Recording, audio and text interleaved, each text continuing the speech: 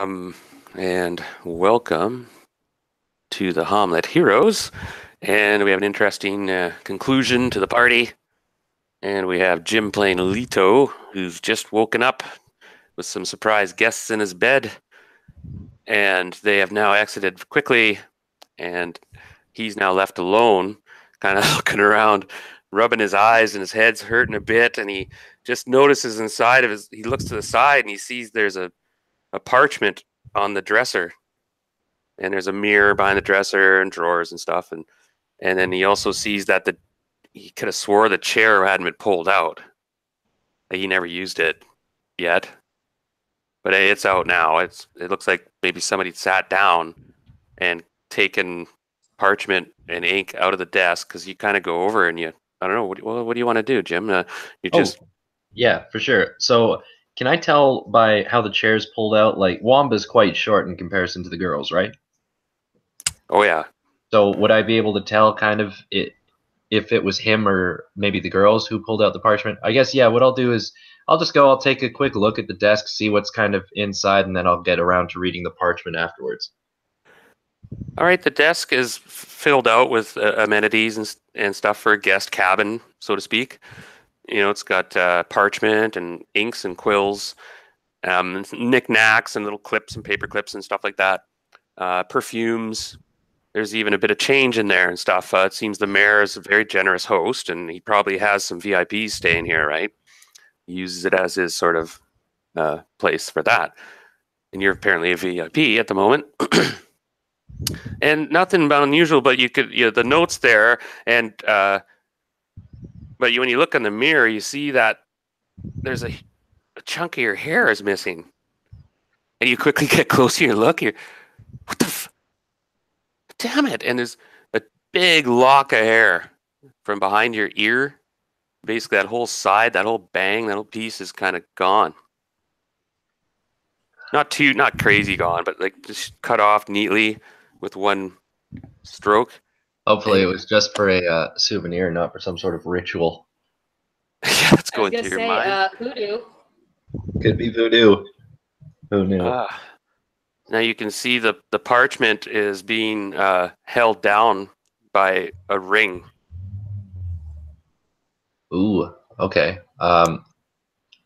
Geez. And it's face down. There's nothing on this side. It seems to be face down. Okay. I'll pick up the parchment and I'll just kind of let the ring drop onto the table for now. Maybe I can figure out, after reading this thing, maybe what that's from.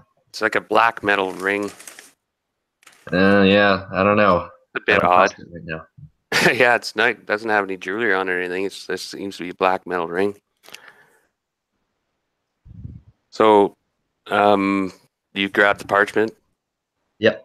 I open it up carefully and read it.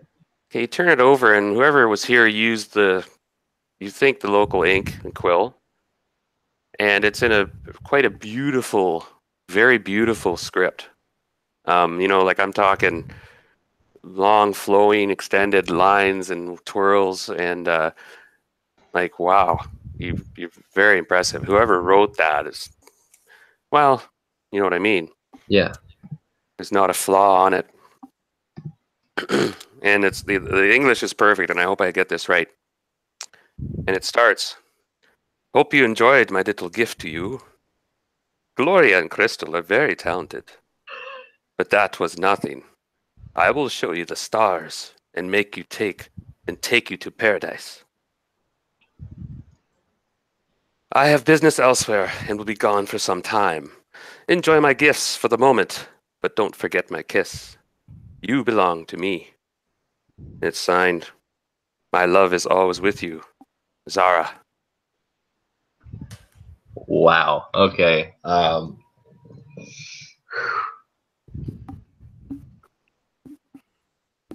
Still doesn't explain the hair. Damn.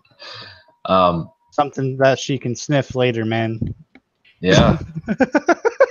Could be, but she was gone. Like, yeah, no, I didn't see her for quite a bit of the night. Wow, okay. I'll kind of put this letter in a safe place, and maybe I'll put the ring in a little bag and just kind of hold it with me for now until I can maybe identify it. And pardon me, I forgot to mention another thing. Somebody had helped themselves to the bar, and whoever had sat at the desk, apparently it was tilted so that they could observe the bed, and they had partaken of a significant amount of like some of the best brandy the mayor has here in the liqueur cabinet. And so that tells you, I don't know, what does that tell you? Well, you have a voyeur, of course, but what else? Well, I guess that maybe if I can find whoever wrote this soon enough, maybe they'll smell enough like brandy that it'll give it away.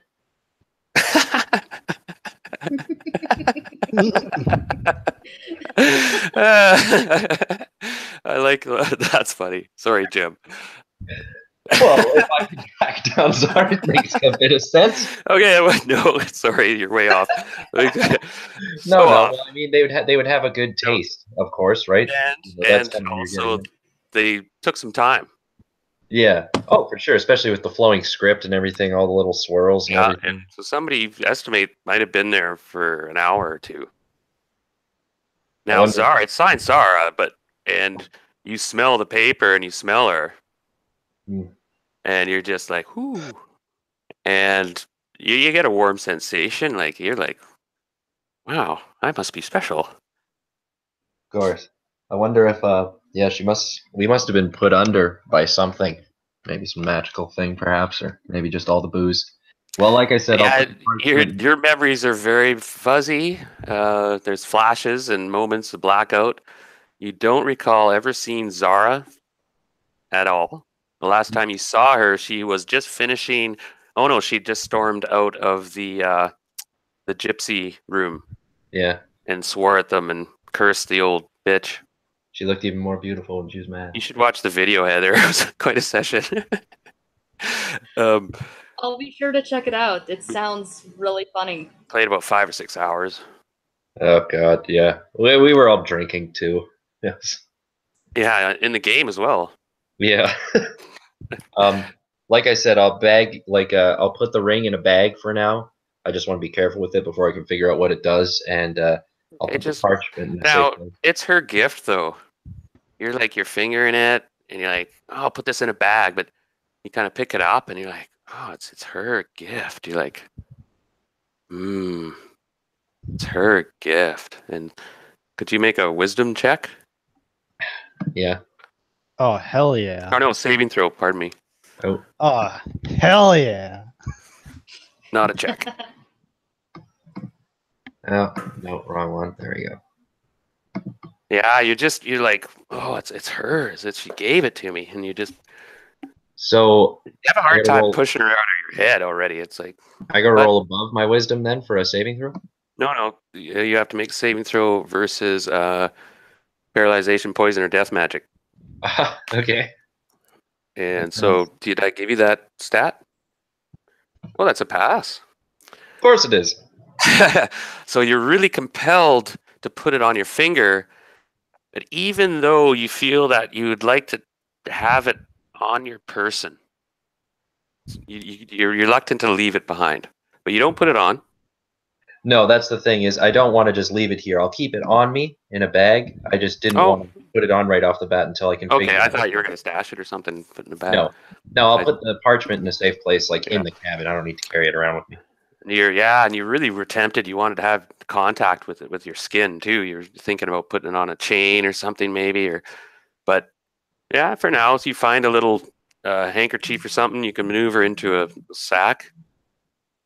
Yeah, I'm just. They don't have plastic bags here. Well, that's what I'm gonna do right off the bat, and it's unfortunate. Like, I guess I'll find out at breakfast. Namsu's gone. I won't really get to say goodbye to him. Actually, yes. I was going to have a going away. I rethought that, and I was going to have them have this private kind of conference with just a couple players. But you guys are a bit involved now, more or less, and you did rescue them and stuff. And he's leaving his daughter in your care in a way too. He's kind of wants her to have lots of friends and things. He's very fond of her. No, I'm talking Namsu, not Jeru. Oh, Jeru too. Okay, yeah, Namsu. He is. Yeah, he would be there, and you could chat with him briefly. But they are leaving. They're in a hurry. The ship has to leave. It's got to go. It can't stay in that cove very long. But you found out, Leto, that remember you talked to Namsu briefly, and he gave you the choice? Yeah, he said that I could stay here for a year or come with them, and I had already told him that I was planning on staying. Yeah, so we played that. Yeah. Yeah. All right, so what do you want to do now for an hour? Or do you have any questions now? You're taking this in. What do you do with the letter? I was going to kind of stash it somewhere in the cabin. Okay, you're looking around for some spot to stash it, and make a dexterity check. Just. Okay, dexterity is 16. No, I don't make it. Okay, you don't find anything particularly clever or nothing, so you just put it up on top of a board or a log. If you want to hide it, right? Or something. Yeah. Up in the rafters, tuck it in this little nook. Yeah, sure, I'll do that for sure. That's an option. Yeah, I'm just trying to think. You put it under a rug or the mattress or something.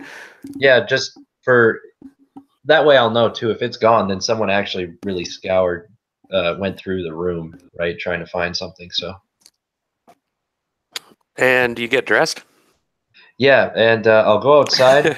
I'll apologize to the mayor and his wife if they're around. But what I mainly want to do is make my way towards Rufus's and ask him about his mage friend, who just recently passed.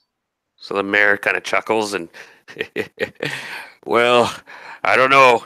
You must be a very brave man. He's got a shake in his head. Oh, very brave man. He's kind of disc. Yeah, asking for trouble. With the gypsies? Well, what do you think? Yeah. Nothing I can't handle. Well, you're welcome to stick around the guest house for now. Just try to keep your guests a little bit more low key, if you understand. The wife is, well, she gave me an earful, you hear. I'm quite sorry for that, and I'm very, very grateful that you're letting me stay. Oh, no, he laughs again. He kind of looks sideways at you. Oh, that was the best thing I've seen in years. Man, it was awesome. And he's like, well, I can't wait to tell the others about this one. Anyway, and he straightens up. His wife comes out. She looks at you with a look that could shrivel a friggin' a horse. And I'll apologize to her as well. I say I'm very sorry for what happened earlier today. It surely won't happen again. And then I'll just kind of... Certainly a young man has better things to do with his time than seduce the pretty girls. I expect better behavior from you, sir. And she almost grabs your ear. Oh, God. I just... And your head's pounding. Yeah, I'm sorry, Darren. This is just hilarious. I'll tell her that it will not happen again. That I'm very embarrassed. She's not buying it, you don't think? But, make a charisma check at +5, +6 because you're a hangover. So I don't make it. She has got her eye on you. Well, yeah, she's not happy, but the husband is acting. He's just kind of, well, shall we finish breakfast, dear? And they go back inside. And you remember now that, oh yeah, we're supposed to meet for breakfast at 8 o'clock, and you don't even not sure what time it is. You know, it's pretty friggin' early. Yeah. So I have enough time to go see Rufus. So that's where I'm gonna go. I imagine he's not staying in the burnt tower. He'll probably be there, rebuilding already. And yeah, it wasn't. Yeah, the top part of the barracks was wrecked. I'd have to look at the schematics. I think he's in the lower tiers. Perfect, because yeah, that's I put the fires out before I think they got down too far. Well, that's where I'm gonna go this morning. Okay. Yeah. All right. If you guys don't mind holding on for a bit longer, we could kind of play this. Give him a bit of summary, and then he's done till 8 o'clock, so to speak, right? So, Leto, yeah, you come up to the tower, and you're hailed by a couple men. They recognize you, and, hey, Leto, How goes? I say, always good. I wave at them. And I say, I'm here this morning to see Rufus. Is he around? Yeah, I think so. He's downstairs. He's up. Yep. I'll Perfect. get him. Thank you. Come on up. And you see the guy beside him is waves down, and its orders are sent down through the keep. Now it's a long cylindrical tower, 4 stories. It's got a staircase that goes up to the 2nd floor, and there's a gap, a little drawbridge, and they have the drawbridge down now, and there's a door there that goes into the sort of keep proper, and that's where they have some stores and areas where people can disperse and take orders and go to various areas. There's a complex below, like a dungeon area. And then there's the officers' quarters that Rufus and Bjorn live in just above yours. And then there's the barracks above that. And then there's the top floor. Okay? Okay. And you go in, and Bjorn or Rufus is coming down the stairs from the quarters, and there's construction going on. There's soldiers carrying equipment and gear and timbers around, and they're already quick at work. And even the one day before, you can see already they fixed the stairs and replaced the door. They're moving really fast, like really efficient soldiers. And he comes down, and he runs a tight ship, Rufus? Oh, Leto, good to see you again.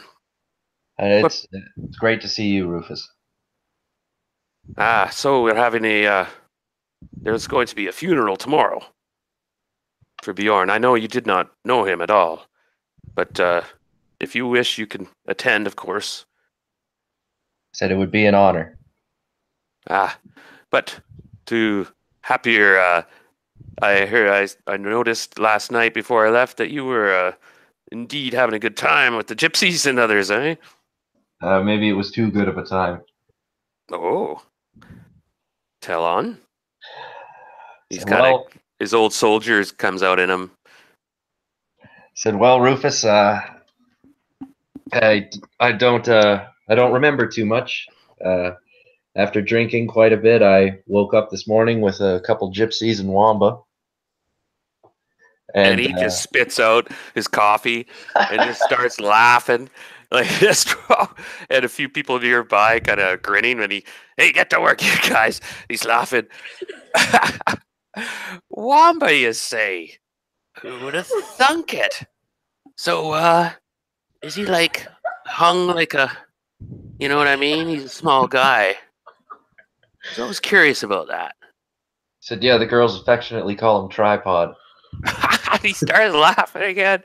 Oh, this is too much. This is so rich. Oh, that's wonderful. But I'll warn you. Have you been warned about gypsies? I said, well, no, not really. I have been figuring most of this out on my own. I'm really not from here. Oh, yeah, I gathered that. I see. Well, you've made a mark, for sure, on the town. And I sense you're in the good books with most people, I know. And the men like you. So, what brings you to the tower, by the way? He chuckled again. Wamba, 2 gypsies. Well, Rufus, I know that not much time has passed, but I would like to learn more about the arcane arts. And I was looking for any sort of mage who might be around, and I believe that your friend who recently passed may have been the only mage. I was wondering if maybe I could get a look at some of the texts that he was reading and maybe get something to help me out in my adventures, because I'd be more than willing to help you in the village of Hommlet out in times of need. Well, his eyebrow raises and he gets real serious. Yeah, you're a magic user, are you not? Well, I tell you what. Bjorn was just coming out of his quarters when the dragon flames hit. And much of his room was kind of scorched, but we salvaged what we could. And we did find part of his spell book. So if I could get a look at it, I would be forever grateful. Well, for what you did, I'll give it to you. Well, and he turns to Gravis. Gravis, go up and get the remains of that book. And bring me the other thing, too. And Gravis, aye, sir. He heads up the stairs. He waves at you. Hey, Lito. Gives you a grin. He was eavesdropping a bit. Yeah, and I'll laugh and I'll nod. I'll tell him good morning. And Now, remember, if you're taking notes, these names and people are going to be popping up, and they all have their skills and knowledges, just so you know, and whatnot. I'm writing down Gravis right now is the name. Yeah. Okay. And there's Sergeant Kell as well. But I don't think I've Gravis is the grizzled kind of Batman for Captain Rufus. Do you know the old military terms for the British military and stuff? not as much. They would have like a junior officer, not an officer, non-commissioned, no, not, yeah, an NCO. Gravis is kind of like just an officer. No, he's not. He's NCO, meaning like he'd be like a sergeant, but he would be like a brigade sergeant. Like he'd be up there, like 20 years experience, as high as you could go without being an officer, frankly. And plus, sometimes officers would have trusted batmen who they could rely on, like they're pretty well as good as they were. So Gravis is grizzled old warrior, good crossbowman. You saw that. Oh yes, that's right. Yeah, very courageous and keen when up against the dragon. He was there. And he, like a good Batman, deferred. Like he kind of went into the shadows when the praise was thrown around and such. Mm-hmm. So anyway, he says, so, yeah, are you planning on sticking around for a while then, Lito? Say yes, that I feel that I'm somehow tied to this place, and the people have been very good to me. Interesting. Well, we should talk again. I'm pretty busy at the moment, and keeping these guys on task is a full-time job. But perhaps in the next couple days we can talk. I might have some things that would interest you, and you seem to show some particular skills, and we are missing our mage at the moment. If there's any way I can help, I will, and I will gladly talk to you again in the next day or two. He puts out his hand. Oh yeah, I'll shake it for sure. Excellent, Lito. Well, I wanted to warn you about the Gypsies, and here it is. I know that they have some connections, in good and bad, and they are kind of flow in the middle, so to speak. So they're sort of middle people. It said they deal from everything from devils to saints, politicians, priests, and yet they have their own agenda. They're very independent people, very ancient.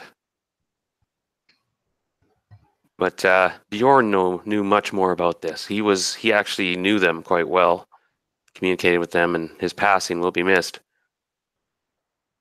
We even went and seeked out the most powerful clerics and the closest we could find, and we had none powerful enough to cast like regeneration and resurrection in time to save Bjorn, so he's gone. Anyway, he goes, be warned, friend. They are a lot of fun, short term. That's true. I thank you for your counsel. There is one. Relenora. She came about 7 months ago or so, and I don't know if you noticed, but she's elven, and she was taken in by the Gypsies. They took her in, and she's been with them since. And I sense that you've met her. She warned me about another gypsy who has So you have been warned about Gypsies. just by her. She warned me about one, but the rest of them I know nothing about. One? Her name is Zara. Zara. Oh. She left me a note this morning, and I don't know. I've kind of fallen for her. She's incredible. He chuckles again. What did I just say? Well, you're young. I remember those days. Just be careful, friend. And come see me again soon. And here, Gravis comes down the stairs. Step lively, young there, man. And he chuckles at Gravis, and Gravis is like, piss off, sir. And he goes over to you and he hands you this charred It was a beautiful book at one time, way more beautiful than yours, Yeah. and worth a fortune. But now you see most of the cover's gone, and the back cover in particular is gone. There's a lot of pages that are just like flamed off, but you quickly, with relief, you do see there could be some complete spells in it. Mm-hmm. And it's going to be pretty random. We'll roll for that. And then he also brings a cloak, a robe, and it's actually Bjorn's robe, his mage robe. It's not like a cloak or something. It's actually quite neat. It's got like some stars and crescent moons and stuff, like all on this sort of border seam and a sort of cool pattern. And where you can open the robe and stuff on the seams and whatnot, there's like this beautiful sort of silver etching and embroidery, and it kind of has this beautiful kind of moon and constellation pattern. This was Bjorn's cloak. It is a cloak of protection +1. And I'm not sure if it did anything else, but it was Bjorn's. He used to wear it adventuring. I'll give it to you now. Well, thank you I'll thank you graciously. This I won't let you guys down. I will use this to the best of my abilities. And do you happen to know where one might get a ring appraised? And I'll mention that Zara, the gypsy, left me a gift of which it's this ring that I'm compelled to put on. But Oh. Well, it looks like you're already in deep, son. Well, I don't know what to say. You are in deep. Well, there's the new jeweler in town, but I don't know him that well. He just showed up about a year ago and seems okay on the level. I've been keeping an eye on him. He's got a lot of money and stuff and jewelry in that place, so it's my job. He goes, also, John Smith, he's more about weapons and armor and such, but he might know a thing or two. Well, the gypsies himself, but you know what can happen there. exactly. Yeah, yeah. Well, thank you, Rufus and Gravis. I'll leave you to the building of this fort. I'll see you guys later. Yeah, and you say your goodbyes, and soldiers wave at you and such, and Rufus gets back to work with his crew, and you're like holding this black robe with these silver trims on it and these beautiful embroidered constellations and stuff. Mm-hmm. Ooh. And the book in the other hand. And you're like, oh, cool. So you head back to the inn, I guess, and that'll be your sort of hour blurb. Yeah, unless I can, maybe copy some of the spells down right off of that, or Well, that'll take time. That'll take a lot of time. yeah. Then, and we'll get to that. We'll have to make some rolls to see which spells are survived. And he had some high level spells. yeah. So now who is next? Who's here still? I think Heather just left a minute. Okay, I'm gonna take a short little break, and then I can go with Shorten and Bodica if they're here. I'm here. Oh yeah, okay. And then so you guys woke up, and it's about 7-ish in the morning. You just finished chanting all night, Shorten. Actually, you didn't wake up. You were chanting most of the night. You took a brief nap when the sun came up at like 4 or 5 o'clock ish. And then when you woke, the Bodica came and saw you, and you were by your little. I don't know if you're on roll. You're on roll 20. You checked out your little glade there. Oh, there I am. You have this little glade. You see the fountain. That's where you see the pearl. And Bodica shows up, and that's when you had your little encounter with Tam Tam. And I'll be right back. So you figure it's about 7-ish. You have about an hour of time, and before you're supposed to meet with your friends for breakfast. Okay, I'll be right back. Sure thing.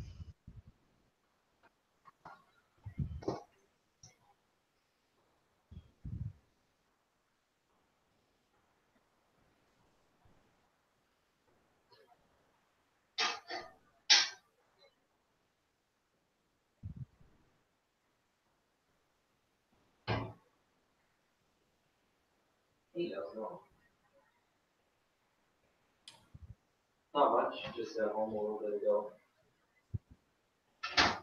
The last couple days here, we've been in Naramata. Oh, it's hot as hell.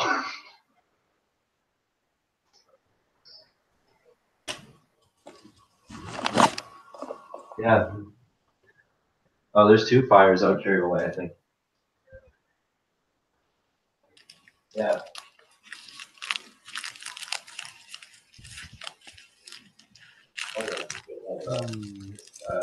Casey got the call like late last night about it. I guess they were already sending some people up there to look at.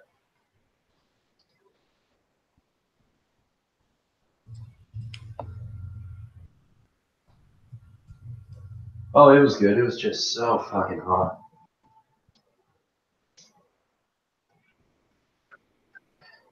Yeah. But it shouldn't be that bad in the next tomorrow and the next day. And we're going to be going Thursday night, so I should be fine. Yep.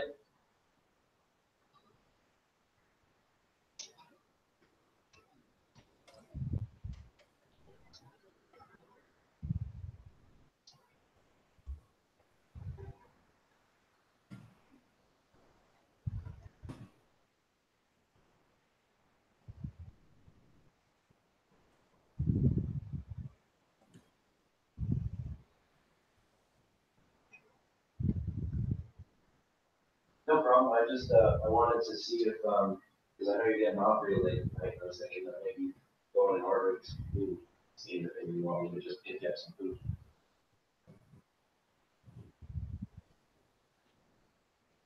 Yeah. Thinking Chinese. All right. Well, it's either Chinese or pizza. I really. Yeah.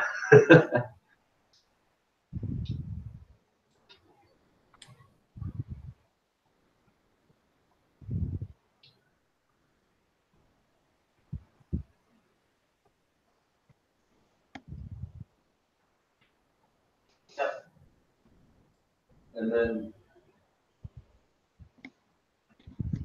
yeah, I haven't talked to Ab much, but we're leaving just tomorrow after we're done work and stuff.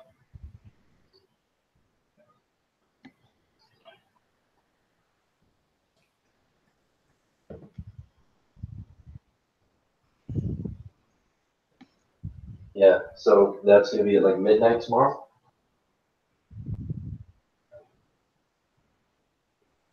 Okay.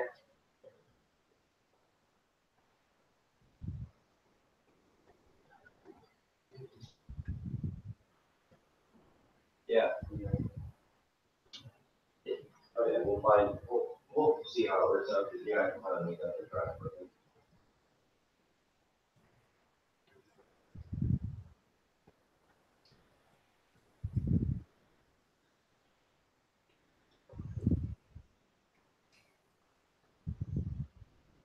Oh yeah, for sure.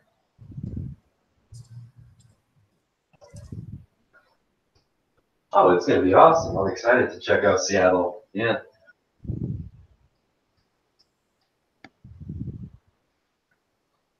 Oh, and it's supposed to be fancy fish markets and shit, like real fresh seafood and stuff.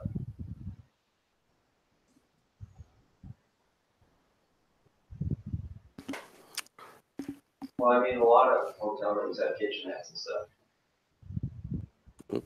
I feel like they might be I gotta mute Jim here. back over like that kind of food. Having a conversation with somebody. All right, so it's Yeah, Boudica and Shorten. Yep. All right, so you've just finished chanting most of the night, and now you just discovered this kind of bonus, and for all your recent activities and honoring loyalty to your god, he's bestowed this gift. And yeah, well played. Though you're just gonna leave it for now and until you have time to meditate on it. You mentioned. Yeah. I want to have more time to myself when this ghost business has been dealt with. And at the moment, Ellie is not visible, and apparently just not active in sunlight or daylight. And so you have all day, you hope, to do something. Well, I can't do much on an empty stomach. And you're supposed to meet your friends in about an hour at the inn. How long would it take for me to meet with the gypsies? Oh, they're about a 10-minute walk or so down the road. 12 minutes, you walk past the fortress to the east, and there's a glade up in a little clearing where they have their wagons and tents. So you two have been discussing this? Like you were. I know we were doing stuff on Facebook there. So do you guys have some communication? And now, do you guys want to talk about this or anything like that? Like, there's a lot of ideas. Which one you want to try, and so on. And Well, I understand what she has to do, but I think Shorten would feel that this is the more correct course. I mean, his values are a little different. She has to protect the grove, and he's trying to free your soul. right, Yeah. but you're That is connected true. there, of course. And well, I'm looking at it as, yeah, she does need to be put to rest. Obviously, she's going to do. I'm worried about the perspective of the grove, but you know, the fact that this is a restless spirit is not so great either. But Hopefully, I see where you're going from. hopefully the gypsies are receptive with my plight. But if all else fails, then I will be forced to make direct communication with her, which is something I've just recently been blessed with. Gotcha. Yeah. In the meantime, I think I'll talk with Daphne about it. Again, she's a plane shifter, so maybe she has some perspective to offer us. Oh, fair enough. Tell her I said thank you for saving my life again. Of course. So you're gonna go talk to Daphne, and you're gonna go talk to the gypsies. Yeah. Nothing can possibly go wrong. Oh, this cat is annoying me. It keeps jumping on my table. Yeah, Oh, exactly. been there, done that. So you guys kind of nod at each other, I guess, and go. You just book it. Tam Tam, he's just looking at you both, and he follows Boudica. Of course, he'll say, "Well, I'll see you in a bit." And See he you gives you a soon. bit of a bow, and you go tromping off out of the grove and head towards the gypsies. Like I said, it's about 12-minute walk or so, in 10 minutes. You've got a good stride. Boudica, you head toward the tree with Daphne. Now you haven't you just rested for a while, so you haven't done a patrol of the grove yet or anything like that. But there's still lots of daylight left. It's early, and you're heading through the grove, and thankfully you haven't seen anything dead yet, obviously, or whatnot, right? Thankfully, that means between the messages that we gave the creatures in the grove and the fact that we distracted her through the night is working. Mm. So you go up to that beautiful tree. That is Daphne, and Yep. you go ahead. All right. So I'm gonna head toward Daphne. See if she's so the way to see if she's there tends to be music. So I'll sing a little tune, I guess. Oh, nice. And you sung the songs with Daphne, and so you remember an old song that you sung with her before, and she does come out, and she had Awesome. been resting or whatnot. It seems to work. She's like, and you guys finished your song up and whatnot, and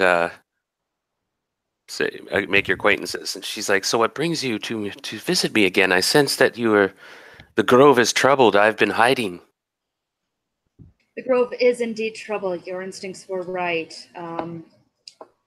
A spirit, a restless spirit, seems to be wandering the grove, and I was seeking some insight from you on possibly how to bring her soul to peace and to end the disturbance within the grove.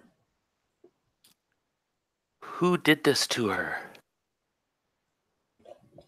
The same person who was bringing the darkness.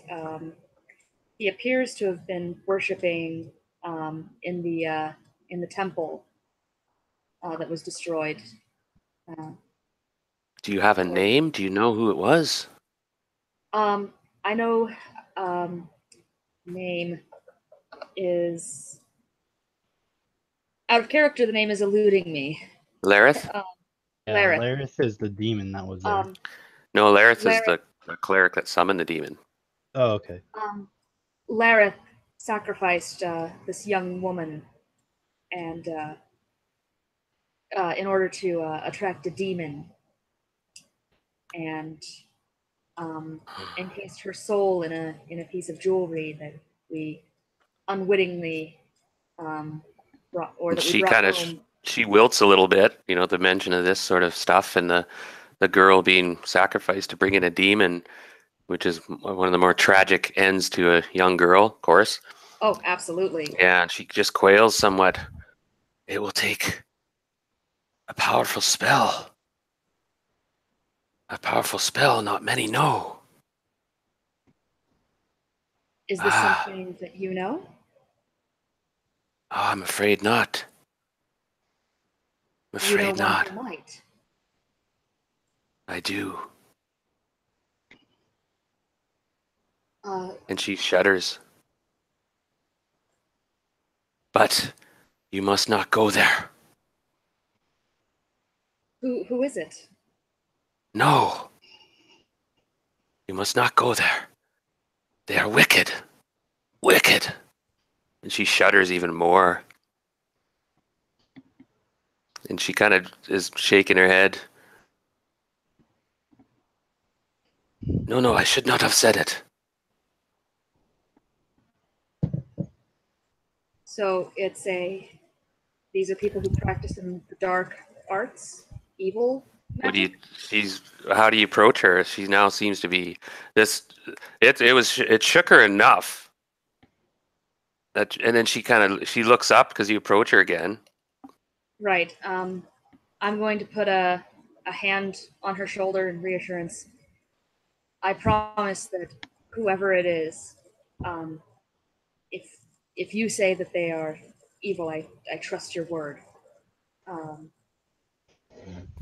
Child, they will eat you. Understood. They are evil. But is this ghost thing so important to you? I see that it is affecting the grove already. It is becoming a dark place. She is. She seems to be trying to make friends with some of the creatures in the grove. The other day, I found several bodies of squirrels and a favorite cat of mine. And tears come to her eyes. Whisper, she just says the I have name. tears myself. This must be stopped. Maybe it is so, but please, only do it if you must. There is a woman. Well, she may have been a woman once. Her name is Margantha. And her and her daughters, they live in a run-down windmill 2 days' journey south from Hommlet. They are vile, though. They have made deals with the devil.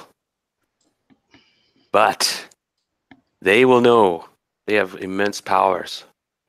And if you agree to their price, that's the only one I can think of who will have this. Understood. But be warned, they have powers, but I hear they like business and are greedy.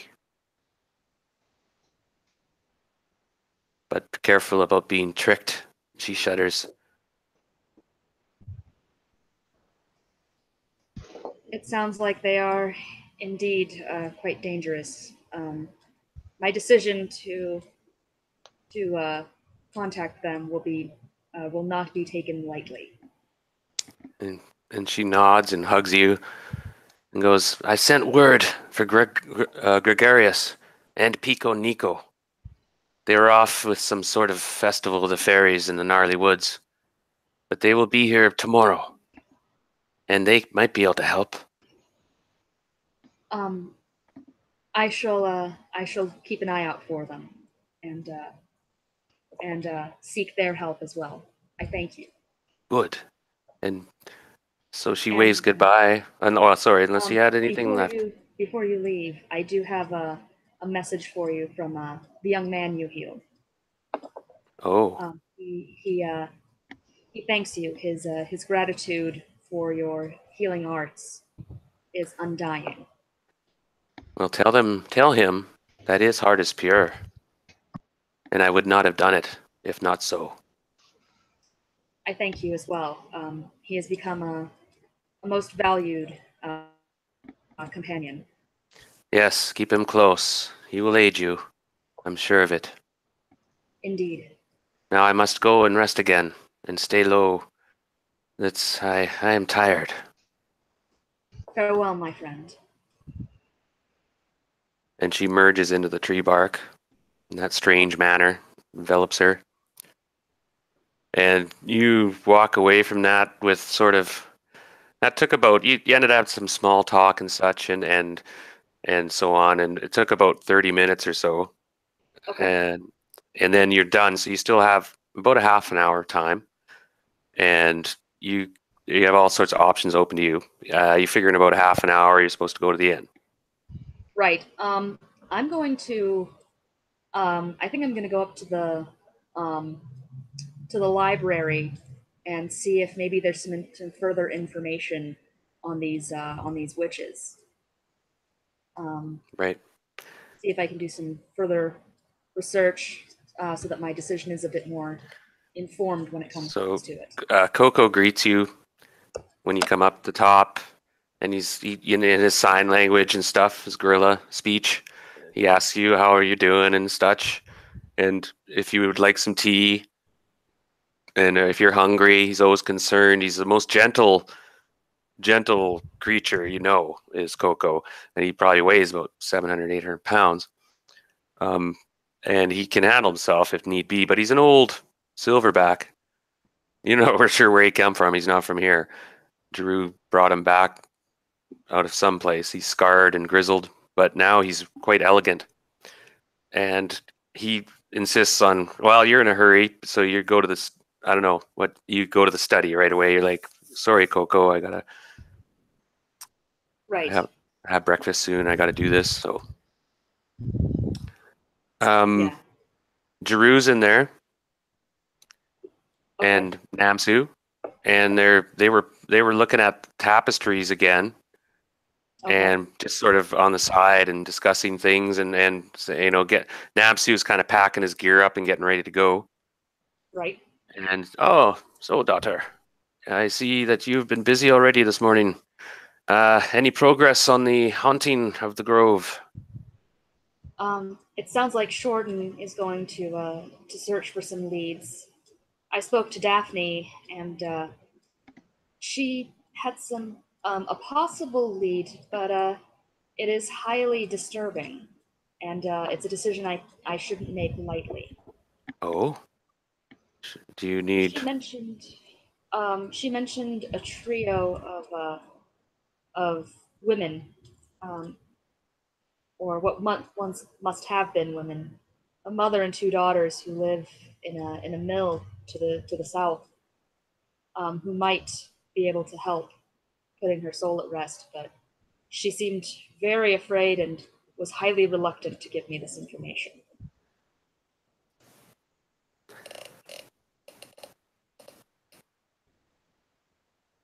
1 second.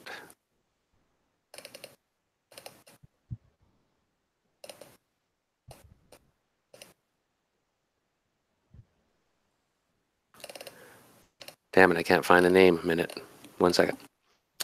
No worries. And then he mutters out, Margantha and her wretched daughters, Bella Sunbane and Ophalia Wormwiggle. Oh, I thought they'd had crawled under a rock somewhere and died. Daughter, they have the key to this? From what Daphne says, they're the only ones that she can think of.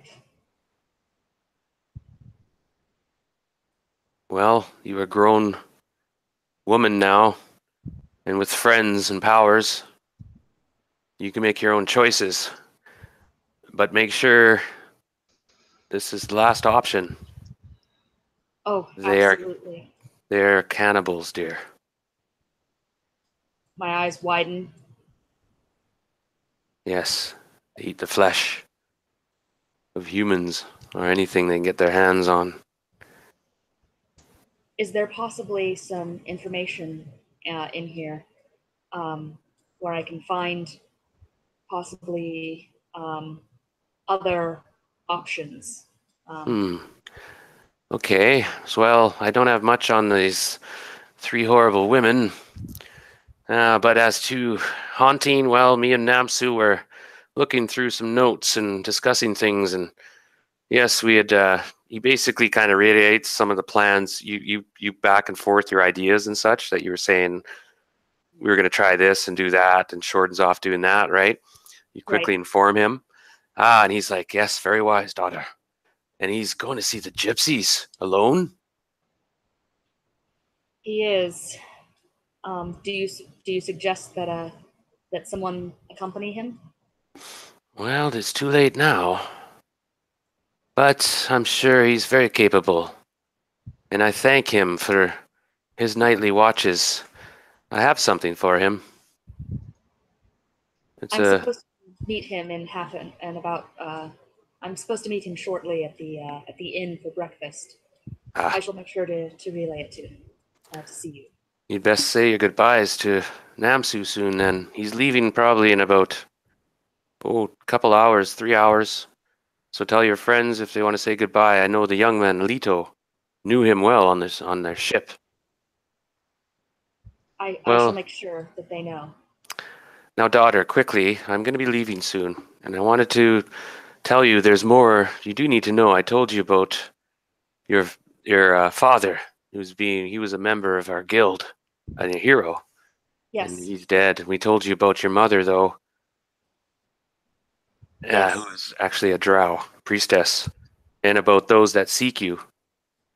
Now, it's generally known that when somebody, angers Loth and causes disruption to her plans, that it's not forgotten. And that's always been nagging on my mind.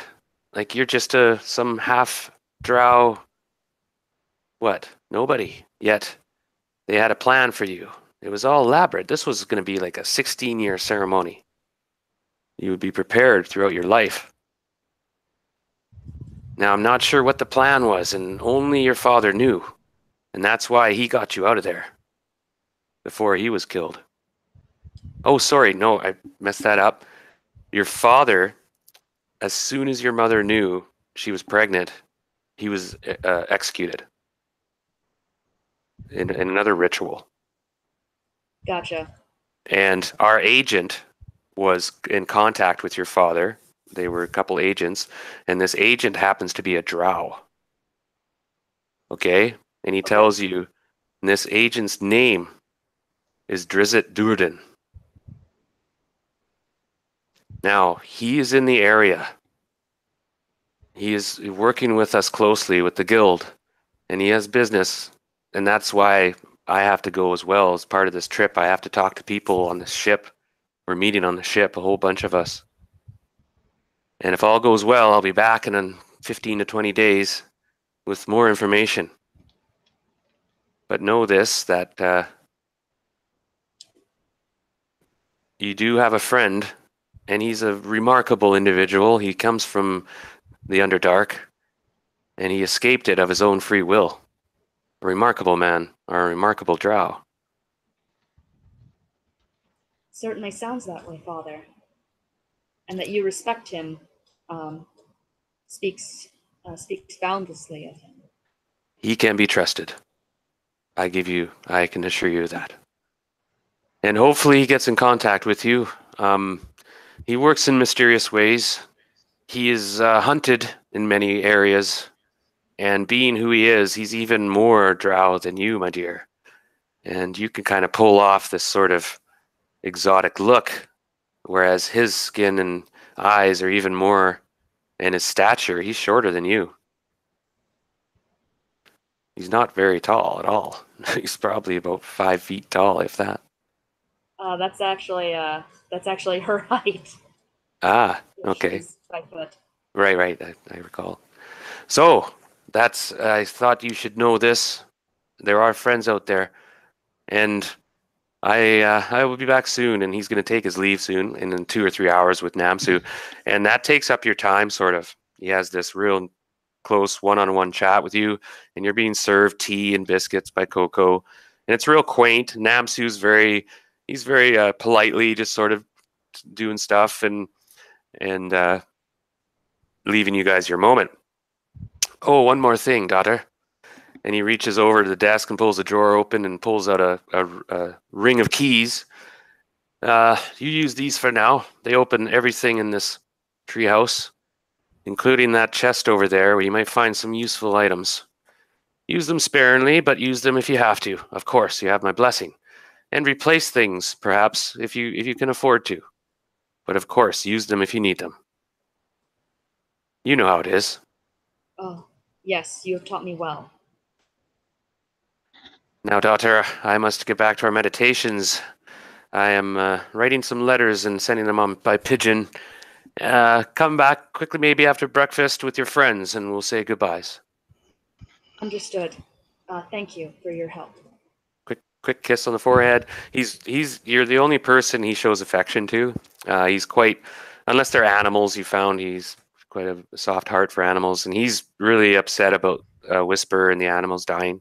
And you did talk more extensively about how you were going to solve things, because he's kind of left it up to you. He's really preoccupied with this bigger thing. Yeah, well, there are bigger things to worry about, and I think, the fact that I've been trained by his hand probably puts some of the issues here at ease. That's right. So you are now you're like, oh, I'm going to be late.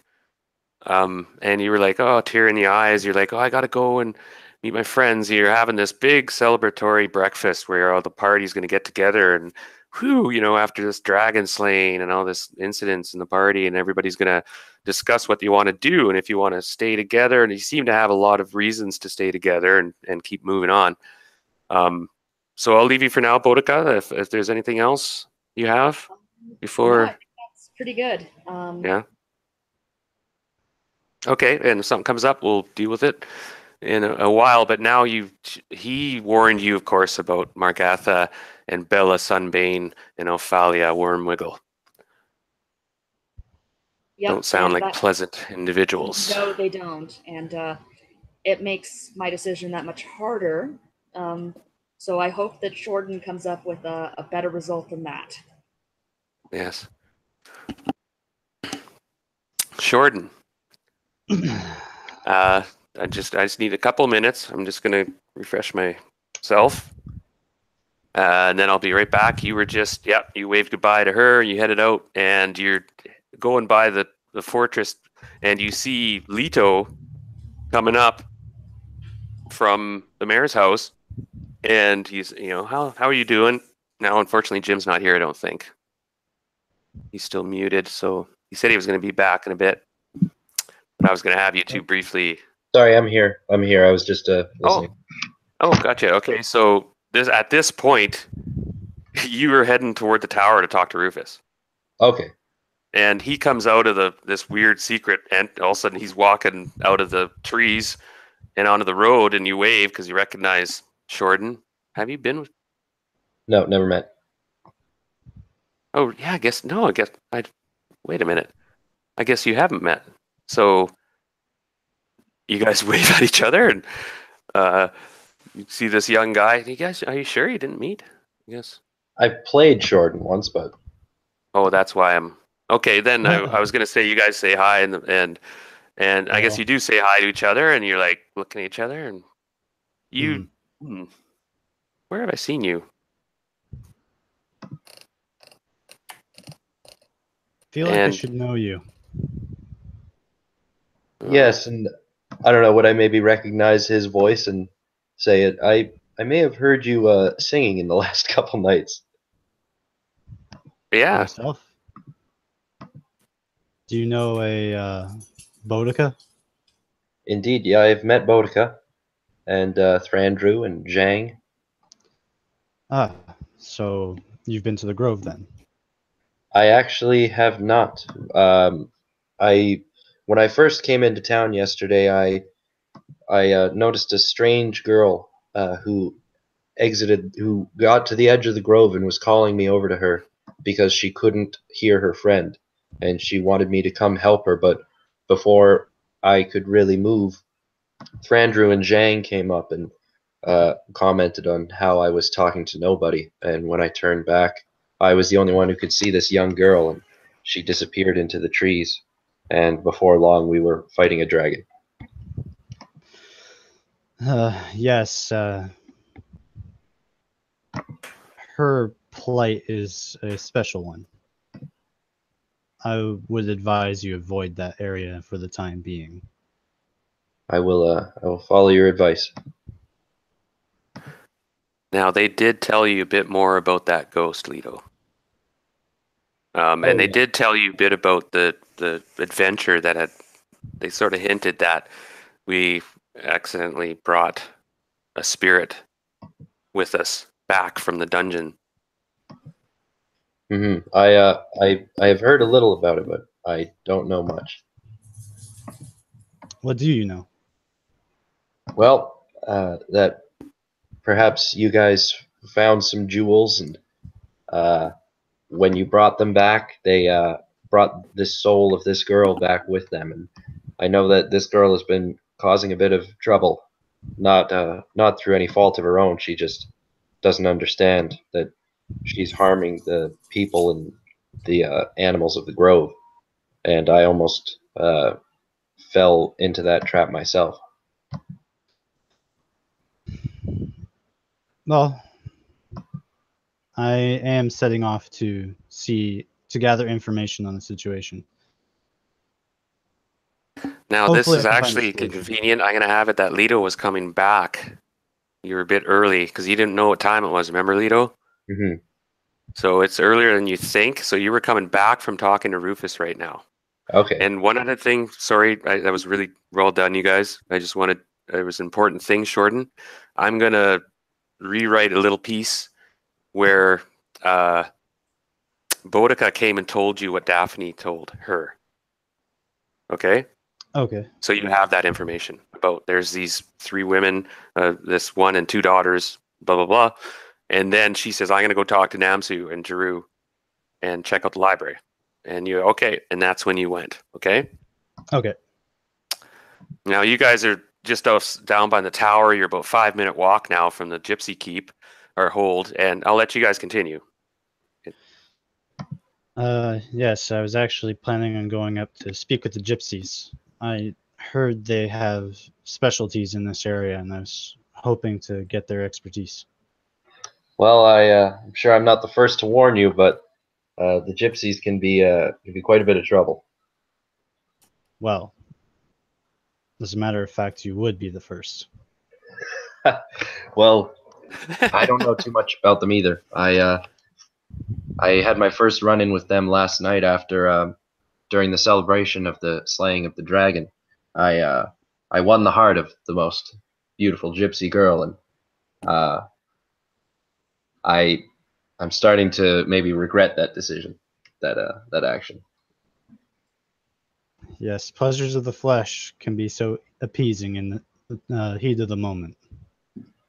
Indeed, and now I'm not sure exactly what I've gotten myself into, and maybe if I accompany you to the Gypsy Keep, I could be of some help and maybe learn about my troubles.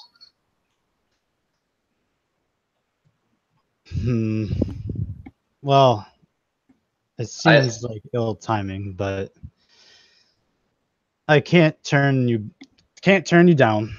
You can travel with me if you wish. But if you think it would be better if you were on your own, I understand. I'm making my way to the inn, and I believe we're all having breakfast there in a while. Yes, I'll perhaps bring it up if things go well. What was the name of this woman you courted? Her name is Zara, Zara. and she gave me a ring. Maybe that will come up in conversation. A black metal ring. A black metal ring. And my name is Lido, by the way. Jordan. Uh, Pleased to meet you, Jordan.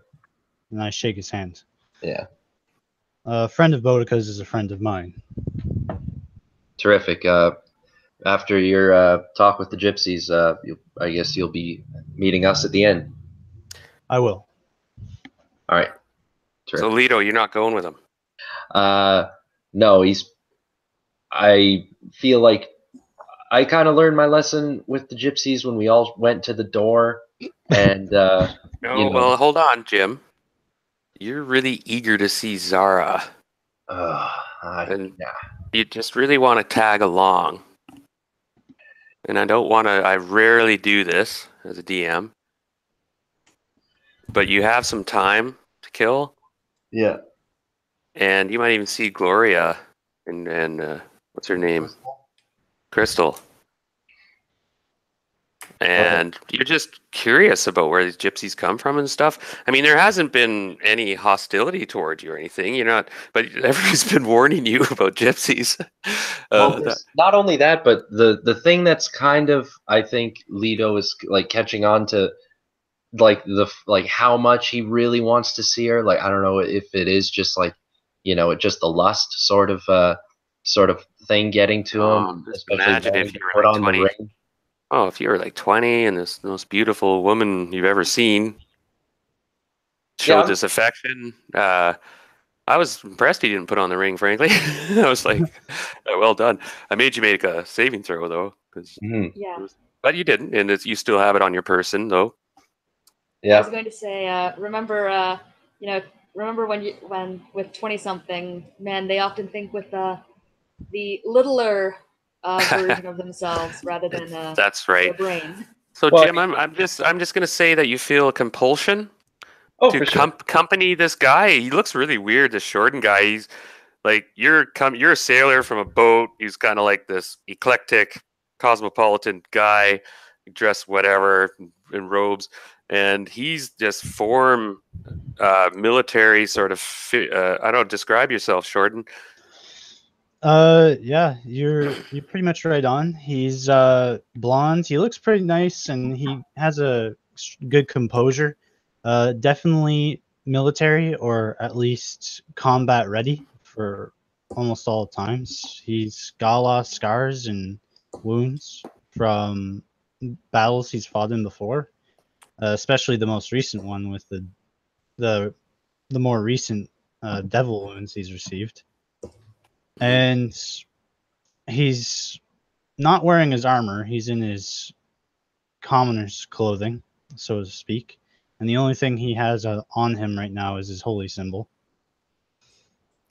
And that's like a lightning bolt. What is it again? It's a It's a fist holding a lightning bolt or fist. something. Yeah, fist with a lightning bolt. Yeah, cool. And what kind of armor? I'm not wearing armor right now. Gotcha. And Jim, you had that black robe. You could have slipped it on, or not. It's up to you.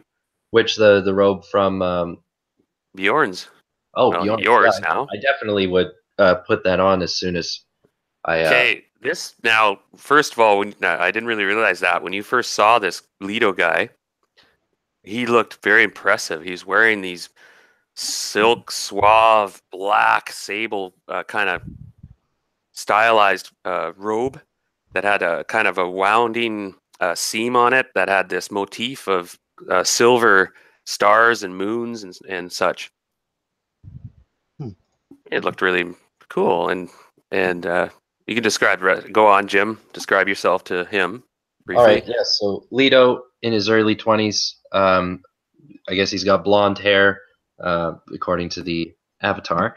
He carries himself with that sort of classic mage, the wanderer sort of approach. And yeah, he's the newest robes he's got are black, and along the borders, like the seams, there's crescent moons and stars and all kinds of things. And Right now, Jordan, his hood is up, actually. and you recognize something's nagging you, Jordan. You remember when you were kind of growing up in Greyhawk, which it's like a port city, right? You remember going down to the wharfs and stuff often and whatnot for whatever, and you would see that when the sailors got off the boats, they had a certain sort of balance and swagger to them, and it just came from their sea legs, right? Yeah. And suddenly you snap your fingers and you're like, you're a sailor. Which do you sail the ocean or just the nearby lake? I've sailed across many worlds.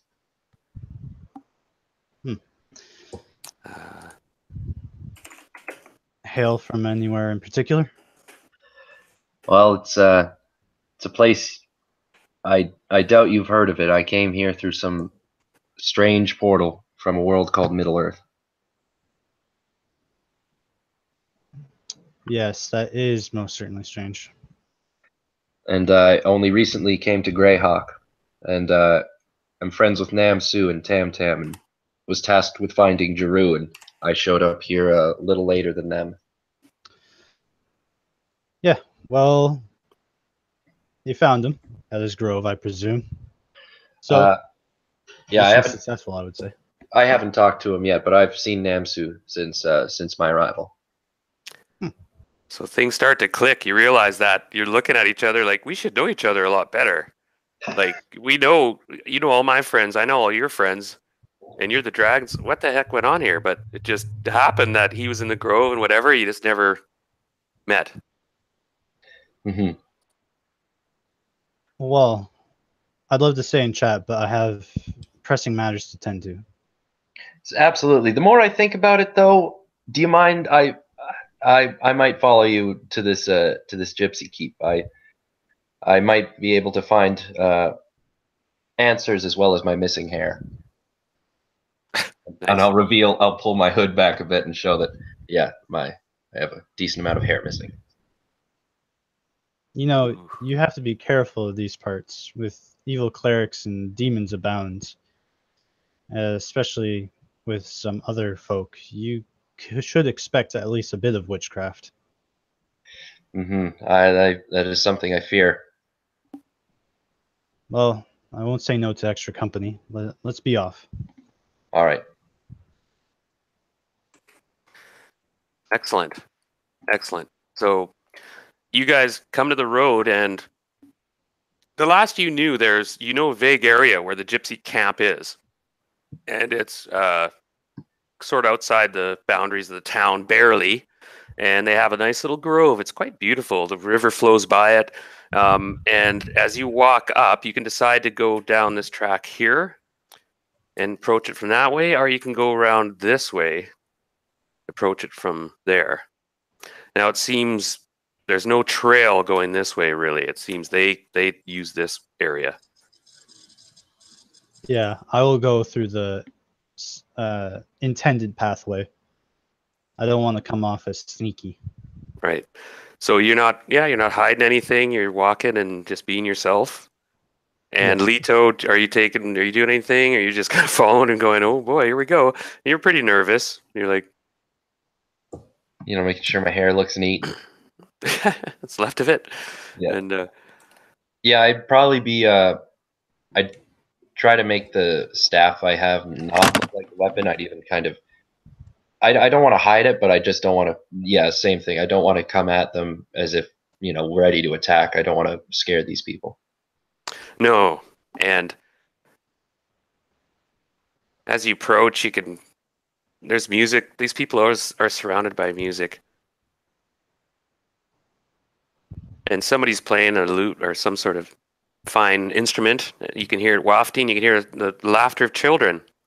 You can hear the early morning cook fires and the smell of bacon and other fragrances and tobacco. There's a circle of wagons. They're beautiful. They're lacquer wood and shuttered in colorful mosaics, and colorful's lack of a word. And they have some pennants and fluttering around. And there's horses being attended to and tethered there and there. There's people, there's children gathering water from the stream. And there's a fire in the middle, a main fire. And there's two large friggin' dogs, size of friggin' walruses, come running out barking, coming towards you guys. And you're about, I'd say 250 feet. You broke out of the woods a bit. You noticed there was a trail, and it was a cart trail. It was for their wagons and stuff. It was pretty well used. It's not on the map here. I haven't put it in yet, but it comes up through this area. And these two huge dogs, big Rottweilers sort of looking things with this big bloodhound behind it, are barking at you. And there's more people than I have here on the map and whatnot. There's children about. There's some people. There's actually, I don't have anybody around, but there's this guy over here, and he gives out this whistle. And right away, "Heal, Apollo, Zeus, come!" And they turn and immediately come over. And he's watching you guys. And there's a few other, there's probably about, these people sleep in. So it's the people up right now are the people that are kind of getting the fires going and maybe, doing early morning duties, whatever they may be. And the children are kind of up too. And so, but there is this one guy, and he looks fairly serious, gypsy looking dude. And he was smoking one of the rolled cigars, and he's watching you guys approach. And he comes Hello towards there. you somewhat. "Aye, stranger. Or wait. Yeah, this one." He points. "Ha! Dragon Slayer." He gives you a wink. And I'll wave and I'll say good morning. "So, what business brings you too early to this camp? It was quite a night, you realize. Everybody's still sleeping." Yes, I understand that there was, of course, a dragon slaying recently, and that they held a celebratory event. But what brings me here is quite urgent, and I have an important discussion and topic that I need to discuss with potentially some more magically inclined members. If you would give me the benevolence to do so. My. And he puts his cigar out with a heel. My.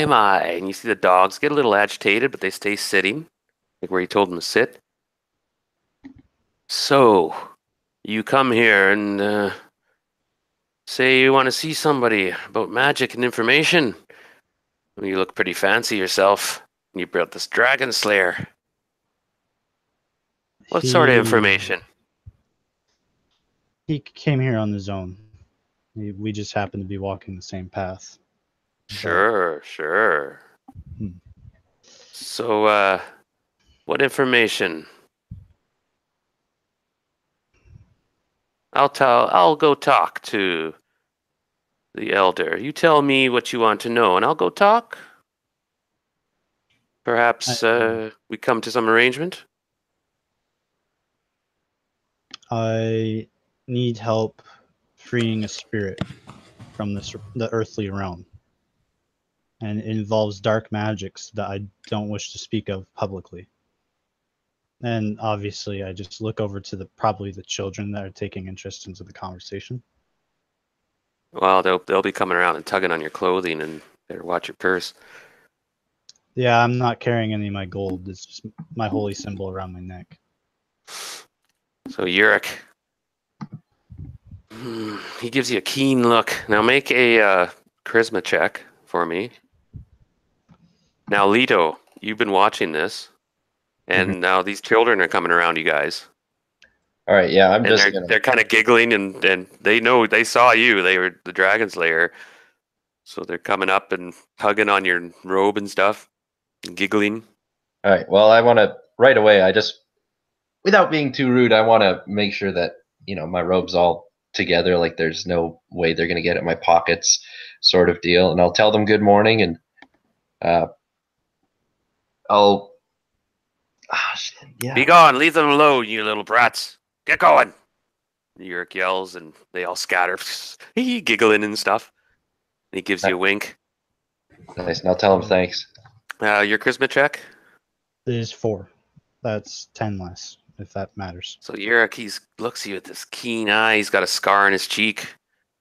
He hasn't shaved for a couple days. Wait here. And he walks off, and the dogs are sitting there looking at you. They're big dogs. And he doesn't even wait for an answer. He just spins on his heel and walks off toward this wagon on the other end of the... And you guys are standing there, and the kids are coming closer again. As soon as he left, they kind of scurry back and start to laugh and giggle and poke. Make a dexterity check, Jim. I believe that is. Yep, I made it. Okay, they were rifling stuff, trying to. Yeah, and I'll tell them to get away. I'll say. Well, it's sort of one of them would distract you, and then you'd spin around and say, "Hey!" And then they laugh and run off, and but you hope they didn't take anything. You quickly go to your ring. God damn it! Oh, it's there. Oh. And I'll just kind of look over to him and I'll say, "Don't make it too much sudden movements." And I'll just look over to the 2 dogs. Yeah, and you notice that there's a couple guys that work sort of in the background. There's probably about 3 of them, that have suddenly sort of gotten into positions that they're just keeping an eye on the situation. But Yurik goes into this rather somber-looking wagon compared to the others. This one, in fact, doesn't have much decoration, much to speak of, but it looks old. Incredibly old wagon, and it looks quite different design from the others. And there's a aura of mystery about it. And it must be, well, you're not sure. But anyway, Yurik goes in and disappears. And this is while you're watching this, and while Lido's trying to chase away and slapping away these kids' hands and stuff. And the dogs just kind of sit there with their tongues lolling out. And one of the kids kind of goes up to one of them and pets them and then runs away. But the dogs just sat, and a few minutes tick by. You guys want to do anything at this time? What are you doing during this time? I'd probably just be socializing with the kids, honestly. Yeah, and it's actually quite an uplifting moment. You guys, it's like a teasing thing. They're trying to steal stuff or undo your belt, and one of them distracts you, and one goes on the low and tries to undo your shoelaces. Make a dexterity check, Jordan. Oh, that's a crit fail. I rolled a 20. They stole your money. Okay. You'll find out later. I don't bring any money with me. Oh, well, you probably may have had few coppers even or something. Well, you know what? Wow.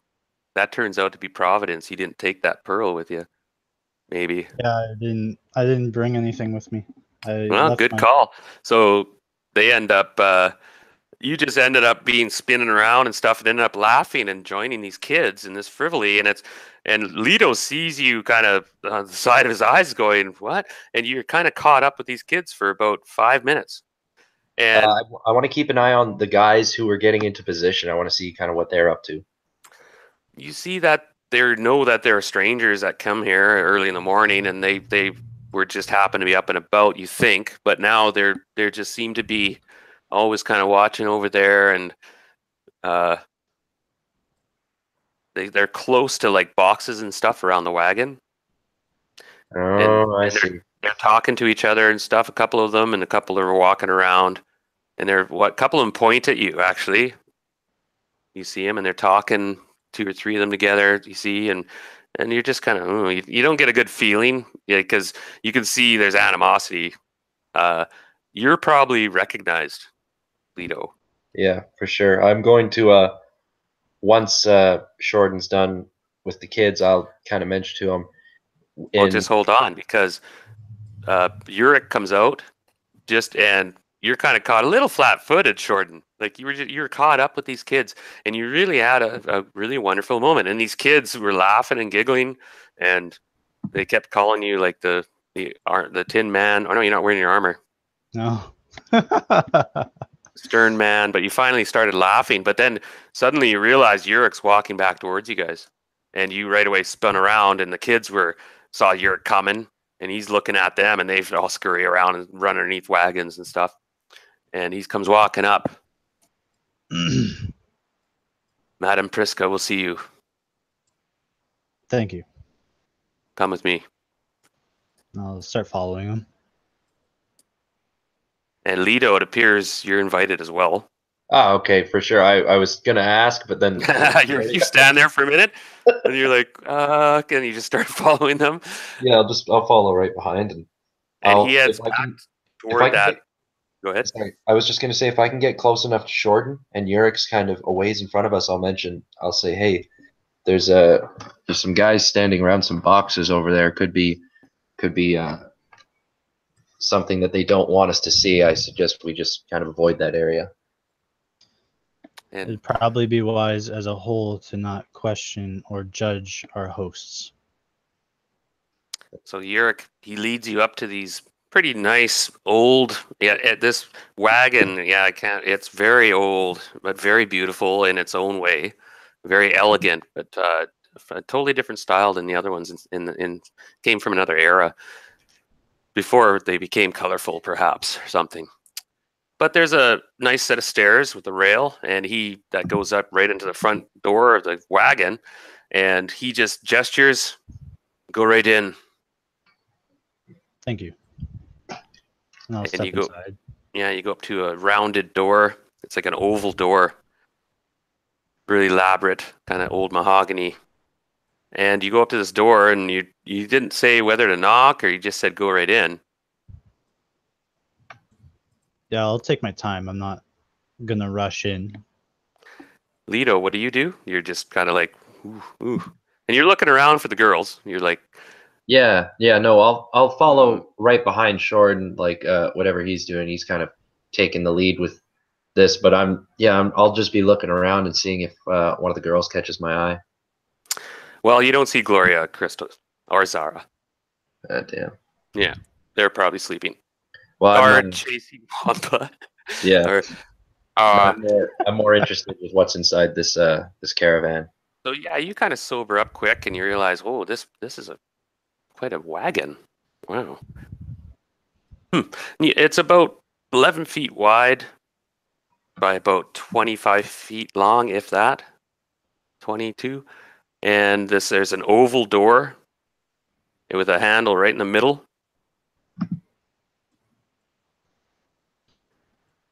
I just kind of let the mystique of this vehicle kind of just ebb around me before I open the door.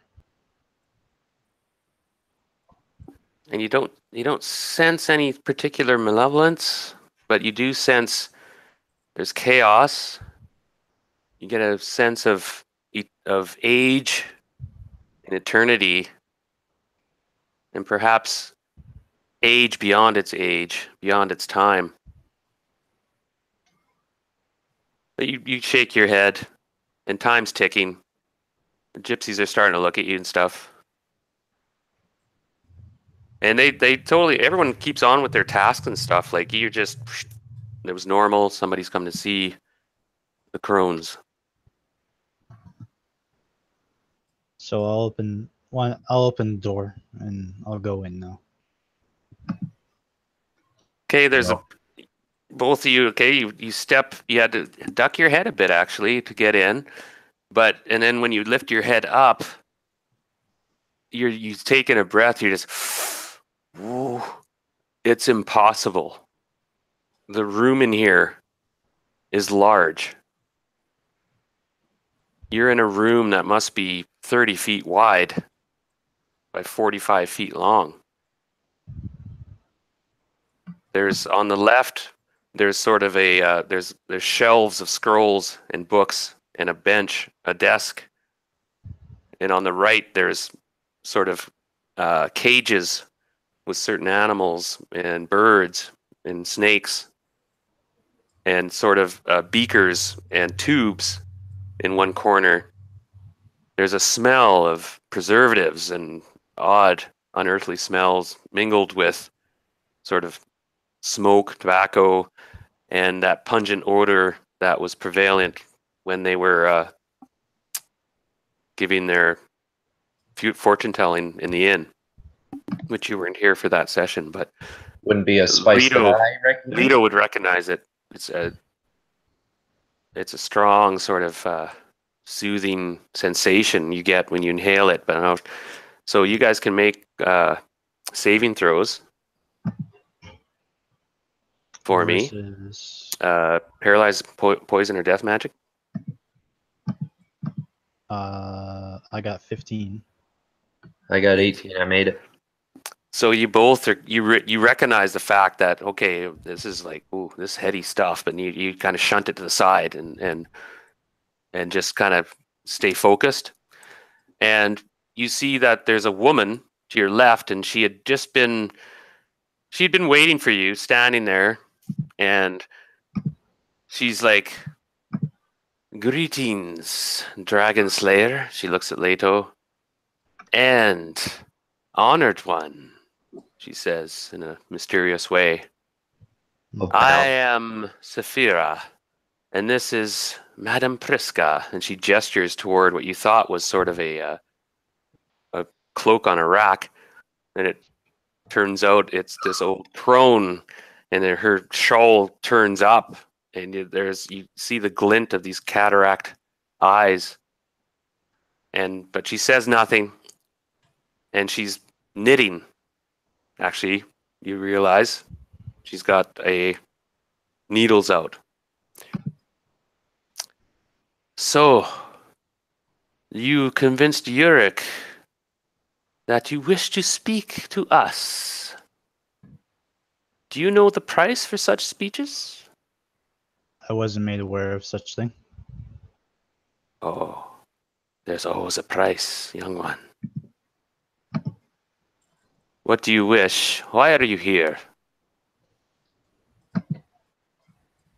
You must be well aware of our recent adventure towards the ruins to the east of here, as well as our recent return. "Yes, this is known to us." We uncovered many hidden artifacts. However, one of the many jewels that was in there, we discovered a gem that is housing a spirit and sealed away with evil magic. Ah, And I do not wish to damn an innocent spirit for something that she could not take part of. So I was hoping that you and your fellows would have some sort of answer besides outright slaying her. This poor creature. Do you have a name? Do you know who it was that put her in this predicament? The cleric that put her in this place is named Lareth. And I believe her name she seems to respond to Ellie. At least that is what she mouthed to me. She is not known to us. Lareth, we know of him. So, you wish to free this soul? Yes. It's not her intention to be in this place, and As far as I can tell, she is an innocent spirit. Do you She have does the not- body? I do not. Now, they actually preserved the body. When Jim was running your guy and stuff, just so you know.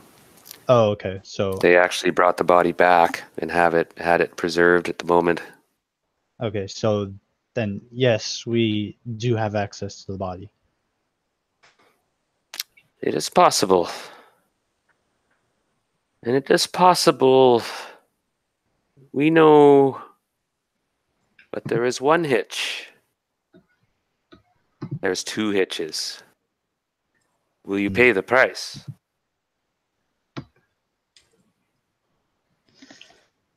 What is your price? And she looks over at Leto. So, Dragon Slayer, why do you come?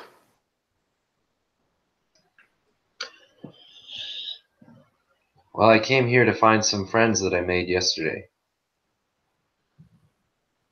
She doesn't bat an eye. I see. Well, I wish you luck in this. What have you to do with this pure heart? Say that we have friends in common, and I believe I can help them out with whatever adventures they fall into. Will you share the price? Yes. She turns back to Jordan. So, there is a price for our aid in this. The girl means nothing to us. I not know this Ellie. But there is a way. There is a woman with two daughters. 2 days' journey hence south. But be warned, they will trick you. They will say they have the spell, but they forget to tell you. They did not prepare sacred ground. We can do this.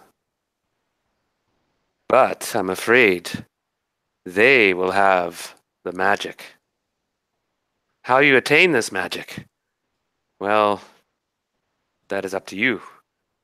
Bring it back here, and we will use it and the sacred ground.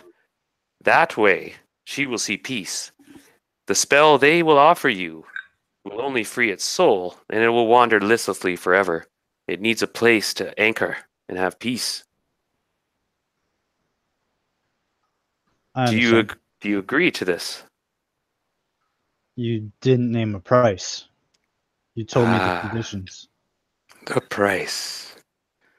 The two of you will owe us a favor. Simple as that. We will not ask you to do something ridiculous, of course. You won't be kill yourself but the favor must be answered, or you will face the curse.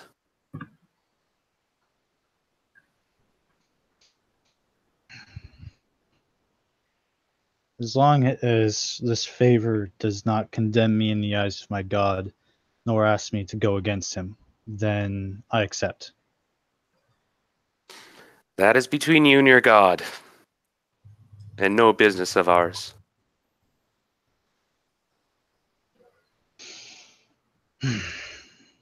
Very well. You agree? I do. She turns to Leto. You agree? If I can help this girl, yes, I will. Put your hand forth, your right hand, palm up. I'll do it. Trust me, as this will you'll only feel a little prick. And she pulls out a needle and goes up to your index finger and grasps it quickly in a firm hand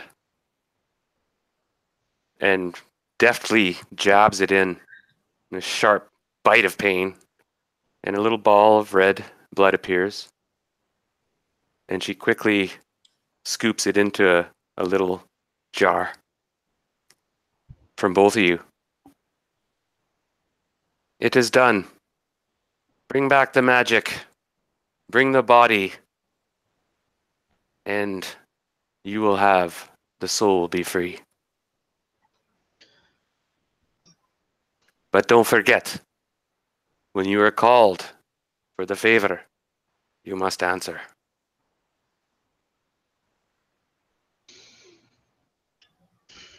Very well, lady. You have yourself a fine morning. And then the old lady croaks up, "Be warned!" And her voice cuts through everything.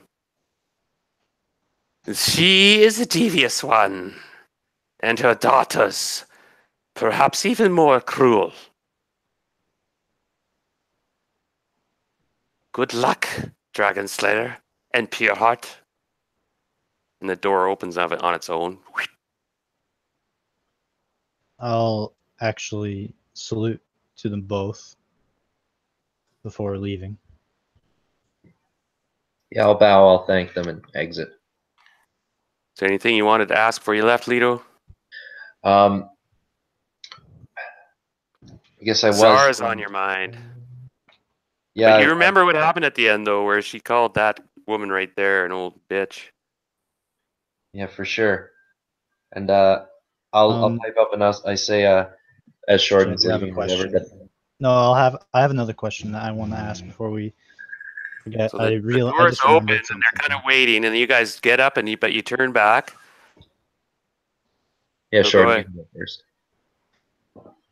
You said you mentioned the body and the sacred grounds, and of course, you need the spell. But what of the cursed item? The jewelry, of course. She will have to wear it in the ceremony. She must be buried with it. Okay, and thank you. And they're expecting you guys to leave, and Yeah. Yeah, I'll leave then. but then Leto, Yeah, I'll pull out this handkerchief with the ring, and I'll tell them that Zara left this for me, and she has been on my mind constantly. I fear that I don't know where she's gone or what she plans, but I think that maybe it would be in our best interest. okay, you went all underwater there, Jim. You might have to hit F5. I don't know if you did something. Oh, hold on.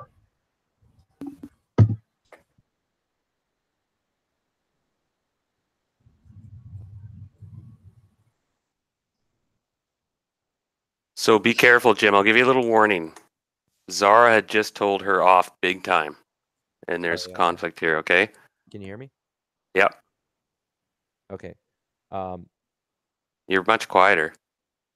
Really weird. Just a second, Darren. See if I can change that. No problem. Now everyone doing really well. I appreciate this. It's setting up. How's that? Yep, better. I think. Okay. Yeah. I can also fiddle with it later on. Yeah, I'll pull out this ring and I'll show it to her and I'll say, Zara gave me this and I don't know what it is, but I know that she cursed you in some foreign tongue as she left the bar yesterday.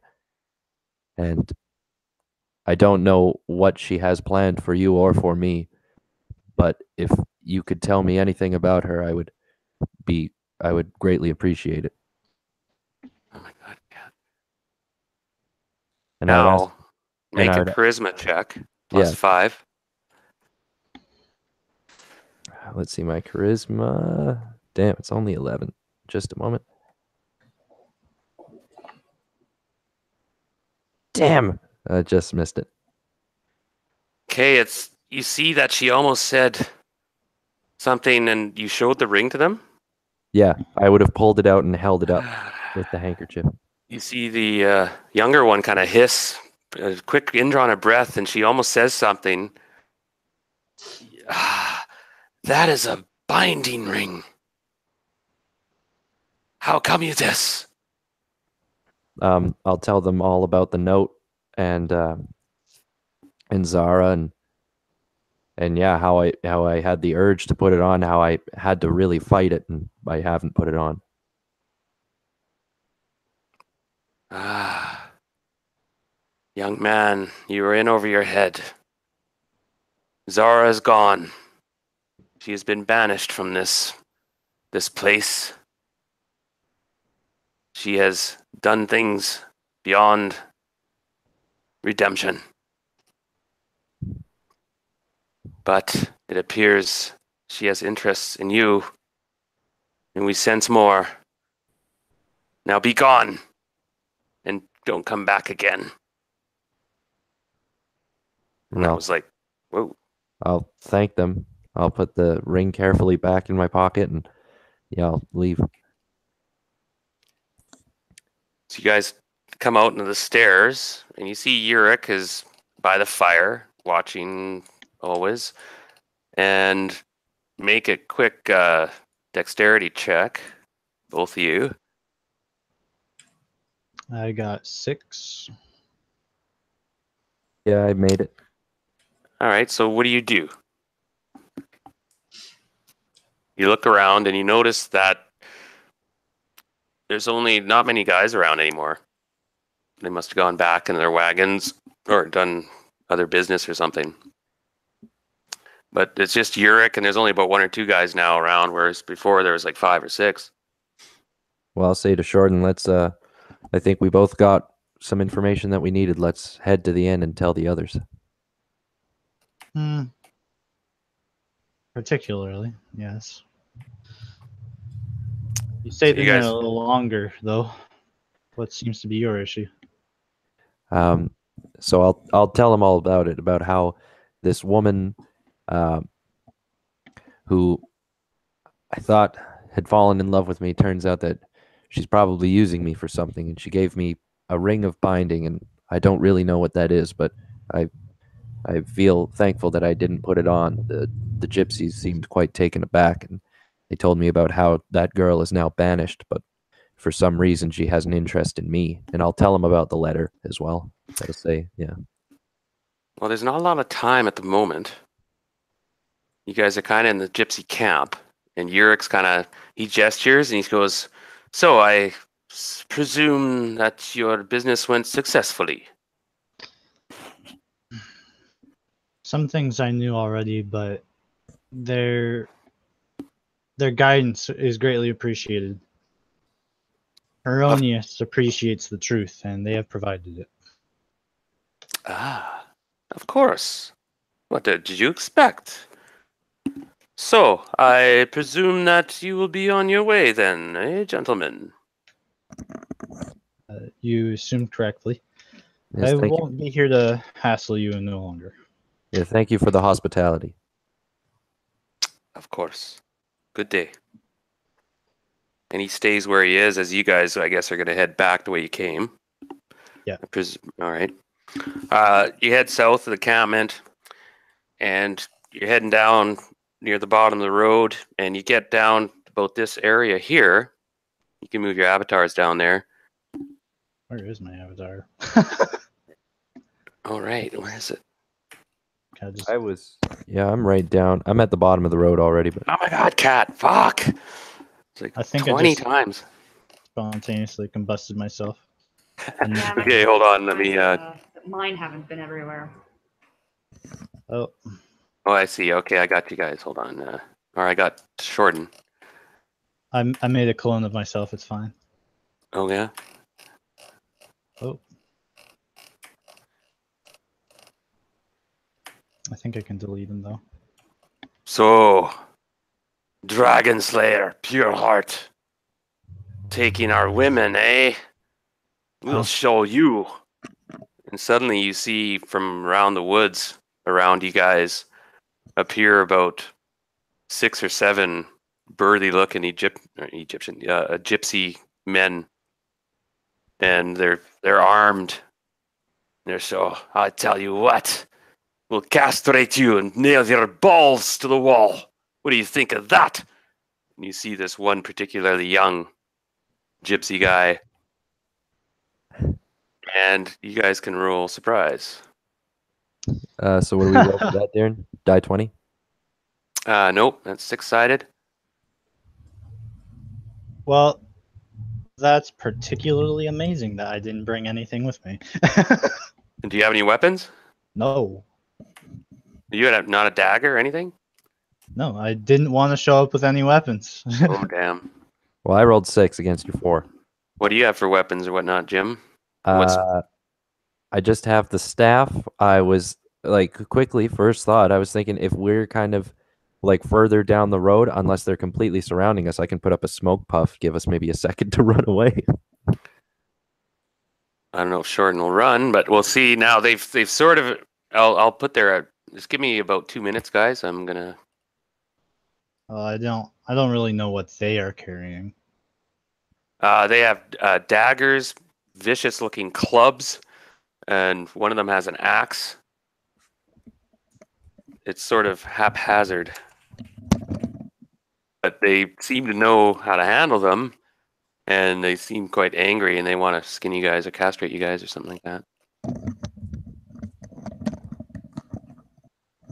Okay, hold on a sec.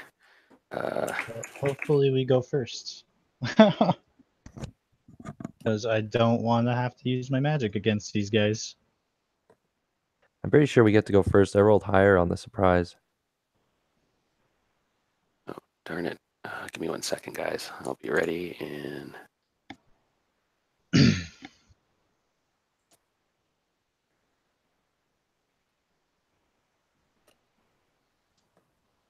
shortly. I'll just get some generic tokens quickly now. I was going to Is do Lino this. a fighter? No. I'm a magic user. Oh. This is bad. And they seem to be just kind of the younger peons, jealous, angry gypsies. God But damn. they seem intent on Castrating us. giving you guys a shallow grave after they torture you. All right. There's Well, five of them.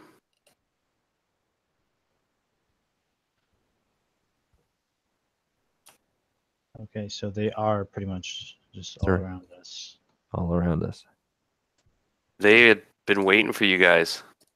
Now, they were the guys that were walking around and talking and pointing. You recognize now. And they'd been grabbing weapons and stuff, and they were like, we'll teach you these fucking young pretty boys come in here and get our women.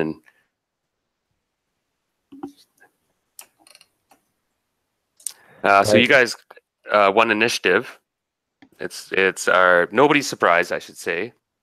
And so now we roll initiative. Okay. Because they could have surprised you there, but they did not. They also shouted at us. Yeah. Yeah, but they We're were gonna the guy shouted. You saw him, and then there were others came around from doors or trees and such, and I see. so it just that's the way it happened. So they're like, "Get him, Jules!" And this guy behind, he was trying to sneak up and backstab, but you saw him coming there, and he has a dagger, and he tries to shank you, Shorten. Now, what's your AC? My AC is 10 because I'm not wearing any armor. Oh, okay. He shanks you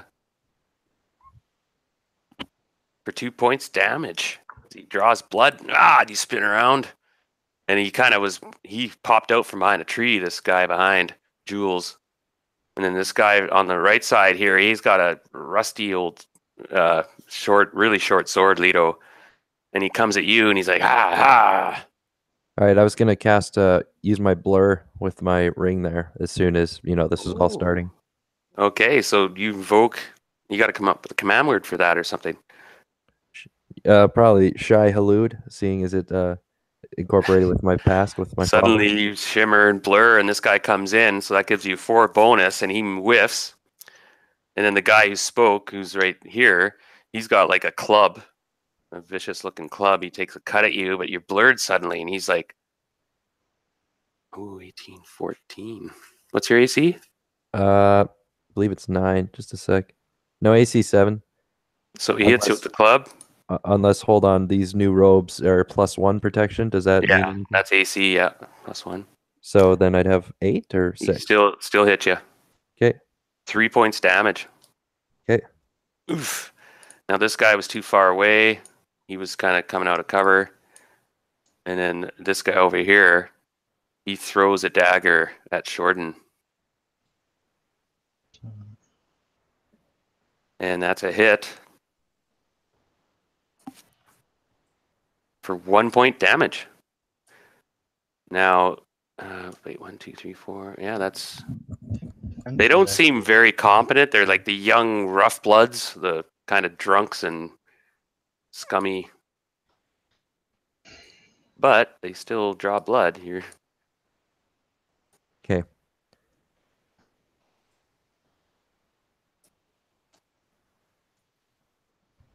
I'm just quickly getting you guys added to turn order. And it's your turn. I'm going to give you that blur as a freebie, Jim. So What do you mean? It didn't cost you your action because they won initiative, right? Ah, I So it's see. now your turn. Okay. So I go first. Mm-hmm. Okay. What I'm gonna do, Darren, is I'm gonna try to freak out this one with the short sword. I'm gonna use my smoke puff cantrip. I'm gonna cast it right in front of me, and I'll shout some word like "Brukazad" or something. Maybe freak him out like I'm casting a spell at him. And with that segment done, I'm gonna turn and cast web at this guy. And if the range is enough, maybe it'll affect the other two guys around him. So we only got the one behind Shorten to deal with. Oh, you got a web spell. Yeah. Okay, what is the area of effect?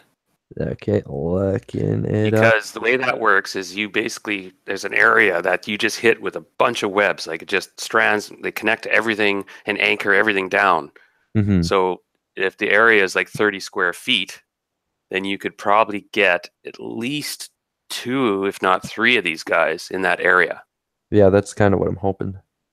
And it would be in the trees and branches, and it'd be impressive spell. Yeah, and But you couldn't do the smoke puff if you did that. I guess the web is better. I'll just take what I can get with the thing. Ah, so you pull out the bit of cobweb and evoke some words. Mm-hmm. Vitas. Or yeah, or like the classic Baldur's Gate. It says range. Yeah, I was wondering, where'd you get that? I recognize that. Yeah. That's Latin. I just wanted to get breakfast, guys. Come on. Yeah. Well, you guys are scrapping. You realize these guys they want blood, but you see they're young and upstarts. You might be able to, well, we'll see. So you're going to web them. Yeah, it's going to last for 8 rounds, and it says range half a foot per level, I think. That's 10 feet per level. Yeah. So 10 feet, so 40. That's range. What's area of effect? Oh, sorry. Does it have that? Hold on a sec. Huh. Okay. This is kind of weird. I'm just trying. What page is it on? Page 72 of the player's handbook, bottom. Unless I'm looking at the Unearthed Arcana, I don't think it has other. No, it doesn't have another. Area of effect special. So you have to read. And so it goes, these masks right at the top here, yeah. Yeah. The web covers a maximum area of 8 cubic inches. Now that they say in inches, but it's. Let me think a minute.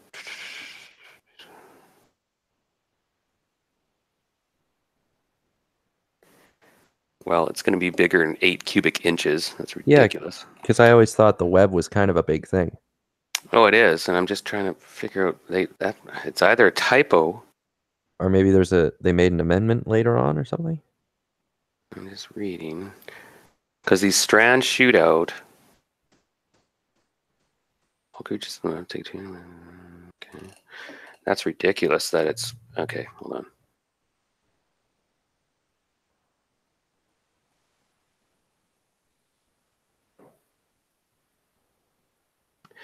Well, so it says a mass by 40 feet high, 20 feet wide, and 1 foot deep.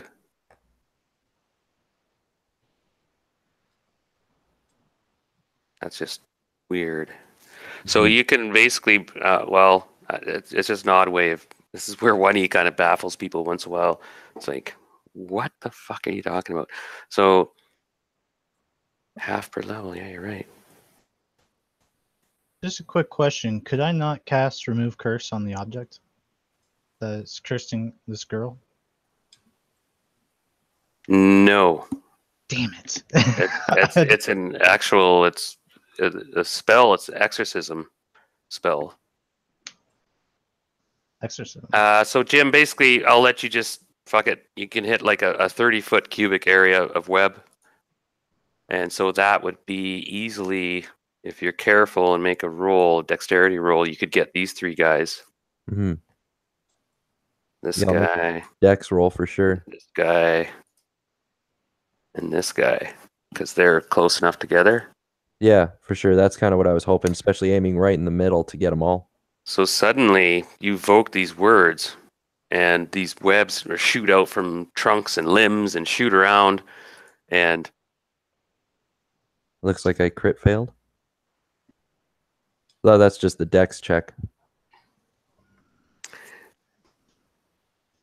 oh, damn, you hit Shorten as well. Fuck. Shit. So you got them, but you hit Shorten. All right. Any chance that with my if I have any action left to kind of position myself near Shorten in between these 2 guys to kind of maybe make them go for me? Okay, first of all, for every full turn and trapped in a web, a creature has a 5% cumulative chance of suffocating to death. Do you have a strength between 13 and 17? Yeah, mine's 17. I'm on the Okay, high end of that. so you can break through 1 foot around. Creatures break through webs. So you're suddenly the 4 of you are covered in web, and it goes across your face and stuff. So I mean, there's chance you can suffocate. And Lido, you're like, oops, but these 3 guys are just kind of for this round, they're just encompassed in web, and these 2 other guys they're gonna make a morale check. Yeah, because I'll call out to them. I'll say, "Leave us now, and you can have your lives." And I'll try to, Okay, make a +5 charisma roll. I'll invoke the wrath of a dragon. Are you fucking kidding me? God. And he goes to strike you down. Fucking What the fuck? So we have initiative now. Oh God. Sorry, I Oh. rolled. Fuck. I didn't get my turn. Oh, come on. Oh, well, you're hit with webs suddenly. So I'll just spend my turn breaking out of it, I guess. Okay, so I'm gonna roll a 4-sided die to see how many feet of or strands of web you have to break through. Okay. You're kind of on the edge. It'll be -1. So you have in 1 round you can break free. You're on the edge. So, And yeah, roll a percentage die to see if. Suffocate. That's not cool. 90. All right, so you didn't get any into your lungs, and you're just struggling and snapping. But you can see these 2 guys are attacking still, and the guy at the rusty sword and the guy at the dagger was trying to backstab you. So Alright. they won initiative, and this guy comes in on your flank, Leto. Who are you facing? You realize they're on either side of you, Okay. and this round you're breaking free, Shorten. Sorry, that was kind of part of my question with the last. I was here originally, Darren, and I was kind of pointed this way. I was wondering if I could back up enough afterwards so that they're not flanking me. Well, you said you were covering Shorten. Oh, okay. But I guess they're both flanking me if I'm doing that. Yeah. Yeah. So Well, you can turn to one, and then one will flank you. Yeah. Okay, that's probably better than both. No, stay here and just turn. Yeah. I'll turn toward one him. to this guy. Yeah, the red one. Or whatever. Yeah. Okay, so you kind of favor that side, and then this guy comes in on the side, of course, with his bonus. Yep. Oh, that's gonna be close. And your blur now, did he attack you last time? No. No, he 'Cause- attacked me. Then he gets his -4 because you're blurred. It's a first time attack, Yeah. correct? So he got a 6, which is a miss. Yeah. Even with the +2 flank. Now the guy at the rusty blade, he's like, you and your magic, you are a demon. Seducing our women. Die, demon. And he takes a vicious cut at you. Oh my. Oh my no. I don't like this. These dice are fucking. These aren't good. Okay, you take 4 points damage. Son of a bitch. And you have to make a saving throw because this rusty blade. This guy has some. He's spread it in some goo. So you have to make a saving throw versus poison. He just found some mushrooms and just stabbed the shit out of it.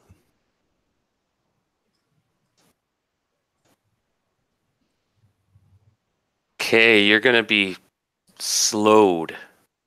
You feel yourself getting sluggish for 2 rounds, and it'll basically mean your AC will suffer a bit. You won't gain any dexterity bonus on your AC, Okay. and you act last. You lose initiative, Okay. and you're minus. If you attack, you're -2 All right. for 2 rounds. And he grins. Ah, feel that. And now it's your turn. Oh, hi there. That'll affect next round, Leto, not this round. Oh, okay. Oh, okay. Sorry, Darren. Is this kind of like Rollmaster where I kind of have to mention before if I'm going to cast a spell? Because now that I this one, you can cast it. If you're in combat, you're lucky they went first, because if you're in combat and you go to cast a spell, he can automatically attack you I see. and mess you up. But he took a vicious cut at you because you were trying to talk him down. Yeah, I am. I'll cast my acid arrow at it. Oh. Yeah, he asked for it, I guess. Yeah, fuck him. Ouch, Jim. Yeah, I don't give a Well, you fuck. hadn't killed any yet, but well, they deserve it. And this guy's an asshole. Yeah, he stabbed me with a fucking poison blade. So he makes a saving throw. It automatically hits, right? Double checking. Quick look for me. Now, while we're figuring that out, Shorten, you just broke free. And you got webs stranded hanging from you and clinging and all over you. You're like, damn it, Leto. Yeah, okay. As if fired from the bow of a fighter of the same level as the magic user, the arrow is equal to a +1 weapon for hit determination. So same level fighter, your 3rd level? 4th. Ooh. Okay, roll your 20-sided. It's +1, right? Yeah. Spicy. So 20-sided +1? Yep. 9. That might hit. That's a hit because it's 4th level fighter. They have very good tables. That is a hit. You need an 8 to Damn. hit because his armor class is 9. Okay, the arrow itself does 2 to 5 points of damage. The acid which gushes forth when it hits is equal to an acid missile of 8-ounce volume. 1 inch. So roll a 4-sided and add 1. And then remember, you roll 2 die 4 for the acid. Yeah. He's gonna die, man. 3. So 3. Oh, well, yeah. Okay, roll the acid damage and describe how this guy meets his end, because actually he only had 6 hit points. Sorry, how many? What do I roll Oh, now? wait, no, 2 die 4. 2 die 4? Yeah. Okay. So where I was trying to hit specifically was the arm at which was holding this fucking rusty old blade just fucking disintegrates. Oh, but he's alive. But he gets acid damage next round as well. Yeah, but he's alive right now, and his arm falls off because your acid arrow hits him up in his bicep, and it just burns through, and the bone crinkles and burns, and his hand plops onto the ground, still holding that sword.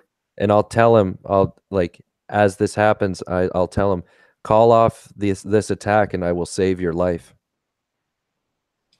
And he's already backpedaling in terror and screaming in pain. I'll get you! I'll get you! And he's holding his cauterized stump. And No, he's running. don't run. No. I say we will.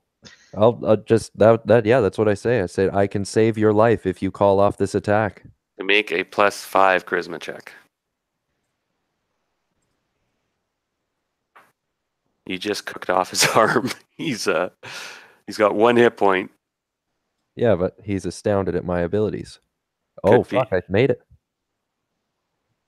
And he stops and he leans back against the tree. What are you? And yeah, I'm the Dragon Slayer. And he nods. You are. I believe you. You win. I submit. Hell, stop everybody. It was one good hand. And he's grimacing in pain. So I run over to Save him. me. I run over to him and yeah, I'll crouch down and I'll make sure that I can see this other fuck. I don't want him attacking me. So I'll be over here, gonna crouch down, and yeah, I'll do the Vulcan, the mind thing, and I'll heal all of his hit points back.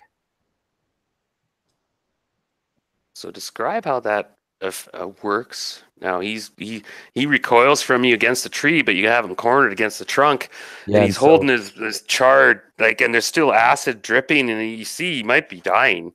I grab him, I grab his head, and with less magic than just all of a sudden the calmness comes over me.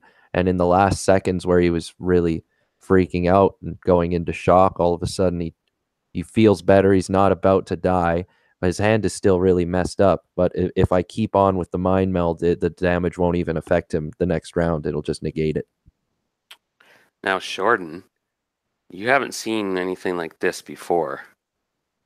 Just the mannerisms, the lack of chanting or evoking or components. There's something weird happened here, and you see suddenly the acid stops dripping, and the blood and the smell, and the arm. There's all of a sudden a clean, scarred stump where that charred limb had been. And this guy's looking wide-eyed at Leto, and he's just, I thank you. He goes, I owe you debt. My name is Jonah. Jonah. Are the other 3 still stuck in the web? They're all No, they're all just staying still. They're stuck in the web, and I'm rolling percentage to see if one of them's dying. Yeah, I'm gonna Asphyxiation. kind of remember that there are 3 people stuck in the web, and I'm gonna run over and start breaking them out.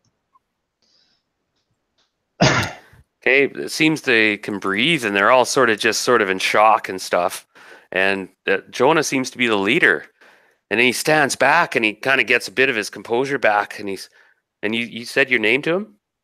No, I'll tell him. I'll say my name is Leto, and I'm sorry that there was ill will between us, and I hope that now He goes, we've rectified it for a time. Gloria's my woman. But we have an understanding. I was jealous. I wanted to kill you. But I see now you are merciful. You're not what you seem. Believe me, I would have done the same in your shoes. I'm just sorry that I had to maim you in this way. And I think Shorten was gonna he try to cure wounds. Yeah. And once I get everyone free, I'm gonna pick up his arm and use cure wounds and try to put it back together. So you meet all these young gypsy men who are kind of like the up and coming young guys, and you notice that, yeah, they are just young guys, and the youngest is probably like 15, and Jonah himself is probably about 25-ish, late 20s, and they're just the young gypsies who are like, will show these newcomers, show-offs, do-gooders, whatever. But Jonah's like very grateful, and the rest of them kind of, and he says, and the rest of them are kind of in awe of you guys, a bit scared. And Leto, I guess, particularly, but Shorten, you kind of helped them out, and they put their weapons away, and you can see they're contrite. And I'll award XP for this. You guys handled this quite well, I must say. They say, we will not forget this. And they seem a bit shamed and stuff too. And then they go, we're gonna go now. I'm gonna go. And he's like almost fainting, and his buddies help him out. Yeah, and I'll tell them. I'll say, listen, you must be sure to grant us and our friends safe passage through this area. Of course. You and your friend. I can't speak for the others. Say, well, if you see us with them, you can trust them. Aye, and he stumbles off again in awe a bit. And Shorten, you look at Leto, it's like, wow. And Leto's like, And Did I'll I tell manage Shorten, to I'll attach say, that guy's arm back on? no, it's cooked. All right, well, I'll just leave it on the ground. And they're going back to get attended and stuff. And you guys think it's probably wise to get out of here. yeah, I'll tell Yeah. Shorten. Gypsies might not be as understanding as these guys because you basically shock and awe them. Right? Yeah, I'll say, let's get out of here. And I'm sorry that it had to come down to that. I know that you may have tried to show them a bit more mercy, but I did not see any other option. I know. Let's continue on. Okay. Yeah, so before we're we gonna have to deal with any more. head back. And you realize you guys might be getting a bit late now. You're like, well, to the wench. So if you guys want to move your characters, is there anything you want to do as you zip through town? You guys realize you're a bit behind, maybe even, but it's going to be close. And your friends will all be there. Yeah, no, I mean, I do have other things I wish to do, but what's it called? Like with the no, never mind. That's right. Yeah, I just want to rush back. Oh yeah, now I'll go back to the grove and I'll pick up my armor because I don't want that to happen again. Yeah, that was brutal. Of course. But the thing is, that was unexpected. I mean, in town you should feel secure and stuff, but anyway, that was part of the fallout from Jim, by the way. And his little escapade. You kind of got caught up in that.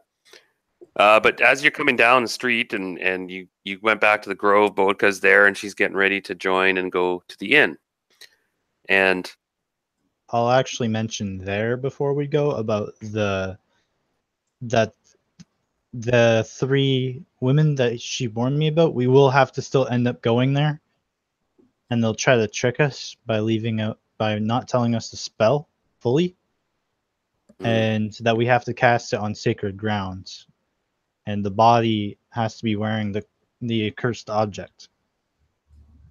so you guys gather at your table. Let's move to that. And Yeah. Jordan's like, and you guys greet each other, and Sister Zhang's there, and Guiden, and Thrandrau, and the whole crew, so to speak. And then you guys start to discuss the events that have unfolded. And I don't know, you don't have to give them every detail or personal thing that happened. You don't have to tell them exactly what transpired, but these are your friends.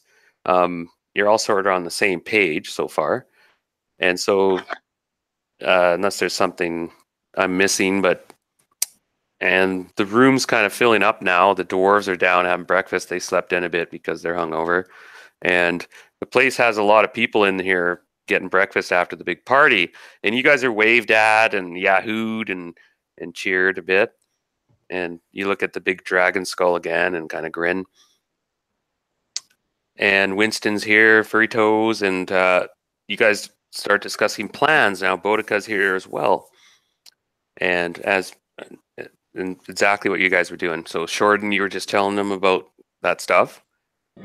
And Leto was hanging back and filling in details. And you guys tell each other about what you did and about Daphne. I don't know. You can tell them. Do you want to tell them everything that happened at the gypsy camp, more or less? She was here to hear, and we can write about it later in the posts on the site. But I would be reluctant to talk about the ambush. Gypsies are already seen in a bad light, and he doesn't want to give them a bad reflection Oh, good call. just because of their youth. And you guys seem to notice, that these were just sort of hot-headed young gypsies. Perhaps, maybe there's some cutthroats among them, but so Boudica, Yes. thanks for hanging out, by the way, Heather, and your patience. Oh, no worries. It was actually rather interesting to get to see this fight, and See I the hope players that in action. yeah. Well, and especially Leto, which I'm kind of surprised at. I didn't know what to expect. Yeah, you don't really know him. No, I don't. And getting to see that magic in action is awesome. And like Plus, I said, he's made quite a name for himself. He's been here 24 hours, basically.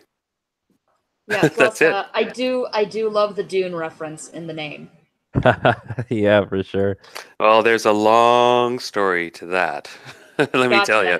Yeah, it's one of my that was one of my first forays into science fiction. One of the most epic campaigns I've ever ran was with Jim and some friends Yeah. Oh, a few okay. years ago. And I warned him this morning. I said, this adventure is kind of queuing up for another epic run. Yeah, this That's awesome. Leto's actually the son of my first character I ever made.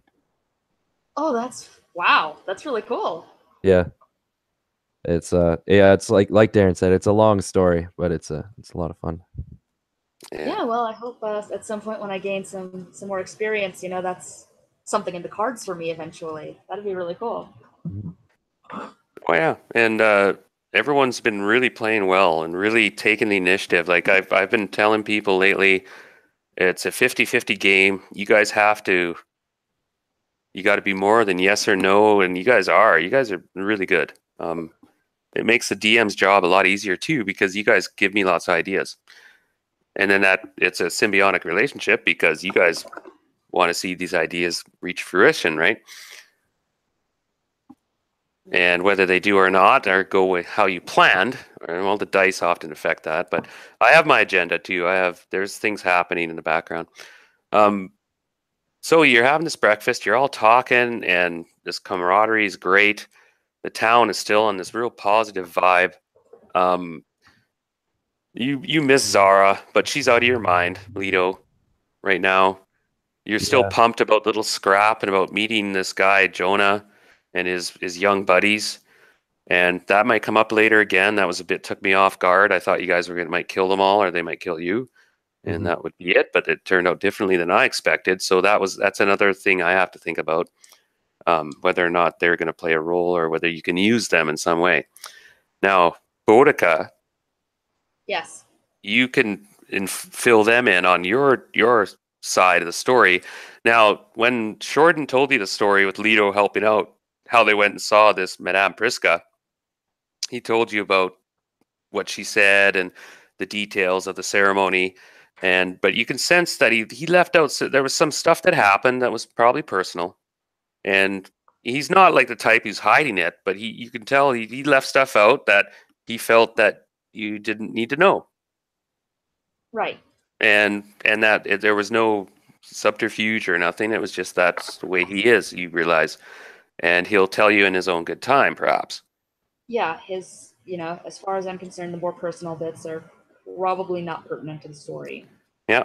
Anyway. But he does fill you in on the details of that ceremony, and it looks like you're going to have to go to this the bone grinder is what their home's called. These women. Oh, that even sounds ominous. Damn. I'm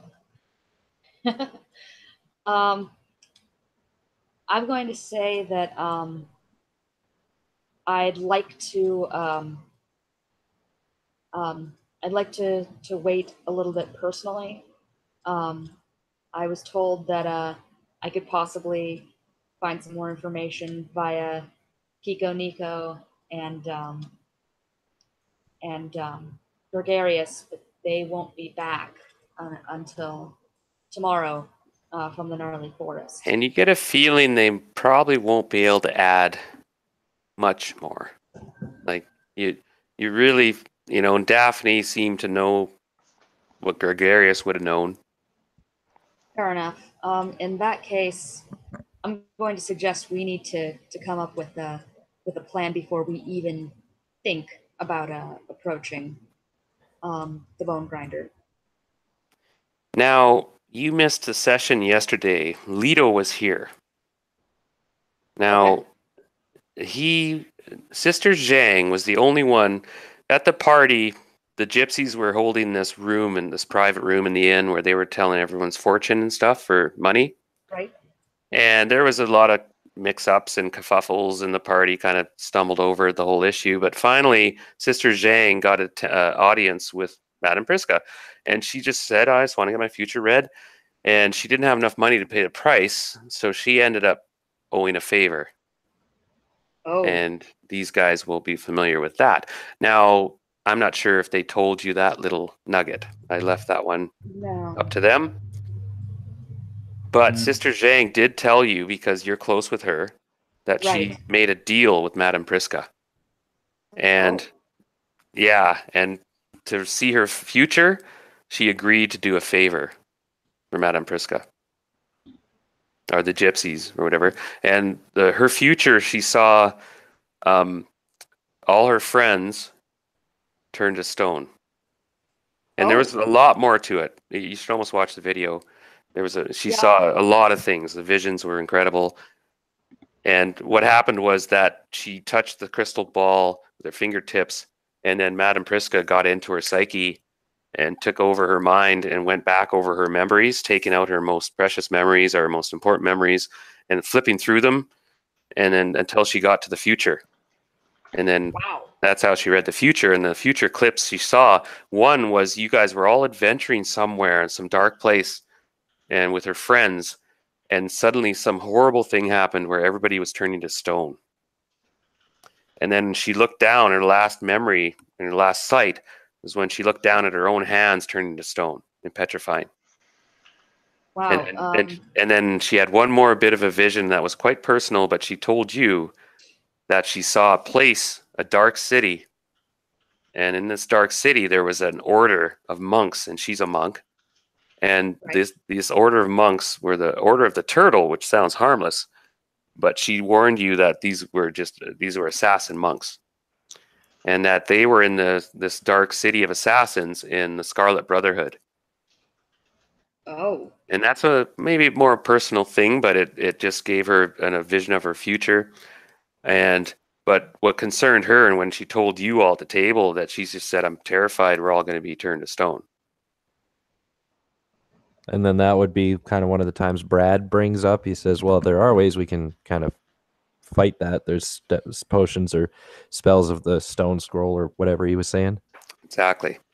So there were ways. Now, Thrandu said, well, if this is a danger, being turned to stone, there are ways, there are defenses and countermeasures, perhaps.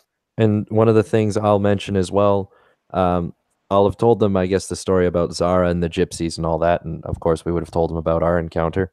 Or sorry, Shorten was saying we wouldn't. Did you tell them about the favor? Yeah, we probably would, especially if Boudica was talking about it as well. No, Zhang. Oh, sorry. Yeah, Zhang. But one of the thing I would mention is that Zhang was like, did they take a drop of blood? I'd say yes, they did. What happened to your hair? That might be the work of Zara. I do not know. Could be used in some witchcraft. But what I was going to say is, this morning I went to see Rufus, and saw the group down at the tower, and they gave me these robes, which of course I'll motion at, and then this, and I'll pull out this kind of charred spell tome, and I'll say that this is Bjorn's, the mage who was slain in our encounter with the dragon. He was quite the mage, and maybe I can find something in here that will help us from turning into stone.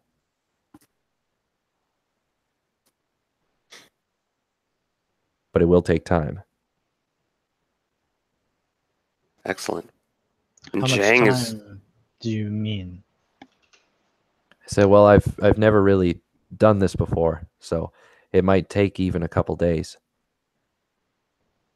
So Is there any- Thrandrau is conspicuously missing. He was supposed to be here at 8 o'clock, and he hasn't showed up. It's about 8:30, and Shiana is bringing out platters of food for you guys with milks and butter and fresh cooked loaves of bread, and you smell ham and eggs and potatoes and such. And I'll you guys start digging in and I'll, stuff, and I'll where's ask Thrandrau? I'll ask her especially. Say, have you happened to maybe seen Thrandrau this morning? Shorten ignores the comment because he hasn't eaten very well in the last few days because he's been chanting for a ghost to stop murdering animals in the night. So Yep. he's like, finally something to eat. Yep. So roll a charisma check there, Jim. And being a dragon slayer, I'll just make it an even one. Yeah, make it. She flushes. She goes. She leans. She looks. She flushes. Her cheeks go red. And she leans forward. He's in the stables. Oh, for Christ's sake! Well, I gotta laugh because Sounds like you're not the only one who had a roll in the hay. yeah, exactly. I can't pass judgment, so I'll have to go. I'm afraid Father's going back there soon. Okay, damn. I'll say to anyone who's around, get the ostler's attention for a sec. I'll go get Thrandrau, unless Well, the ostler was just in the kitchen, and he was putting on a cloak. Well, since I know Osler, would it make sense for me to go up and talk to him? I'll I try. don't know. You tell me. Yeah, I'll sneak around. Actually, it would. I'm going to, I should And- probably ask about Patrick anyway. He was just going to walk out the back door, Ostler, toward the stables. Yeah, so I'm gonna start moving towards the front door, Darren. Roger? meanwhile, I'm gonna move toward Osler and do my best to do a distraction. What do you run. do? You got 10 seconds. Okay, I'm going to run over to him and who the fuck is my character? So that I can give a visual representation. Yeah, theater mind it for now. You run Okay, up I'll through theater the mind it. into the I'll kitchen. run over to him and say, I forgot to ask, how is Patrick healing? Young Boudica, is it? It's been so long. I'm afraid we're already late for the militia meeting. Patrick's in the stables. He's getting the wagon ready. We're doing some ballista exercises today, I hear, of all things. Oh, But I must hurry. I'm in a hurry. I must go. Oh, yes, I completely understand. Okay, you have another pitch. Go ahead. I was just curious as to how his throat was healing. I heard he had quite the injury, and you were afraid that he wasn't going to be able to speak. Oh, alas. Yes, it's sad. And make a charisma check. Okay, coming right up. And now, Lido, you shot out the front door because I think I know what you have on your mind. Yeah, And you're wheeling around the front and running into the stables. yeah. I'm actually. Yeah, for whatever reason, it rolled twice. However, both times I rolled under my charisma, so we're good. So he's like, he doesn't want to be rude or anything, but he sees in a hurry. But he's like, yes, Patrick's doing fine. He's starting to talk again. I must say, they do wonders. I must say, the healing salves and such. At St. Cuthbert's, I must say, it cost a relieved to fortune though. hear. Cost a bloody fortune. Well, knowing your cookery and your gift for business, I'm sure you will recoup the funds soon. Oh, well, I best be going though, lass. Now, Lido, you just come. As soon as you got out the door, you hit sprint mode, right? Oh, for sure. Yeah, I come Wow. right over to the front of the stables, and I'm just gonna come right in, and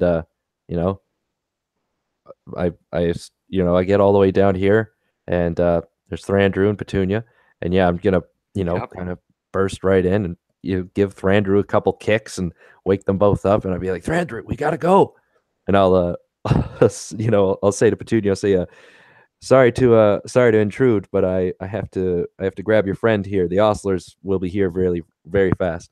She's like, "Oh shit, Daddy! He'll fucking kill us!" Yeah. She mutters. Yeah, I grab Thranduil and I start hauling him outside.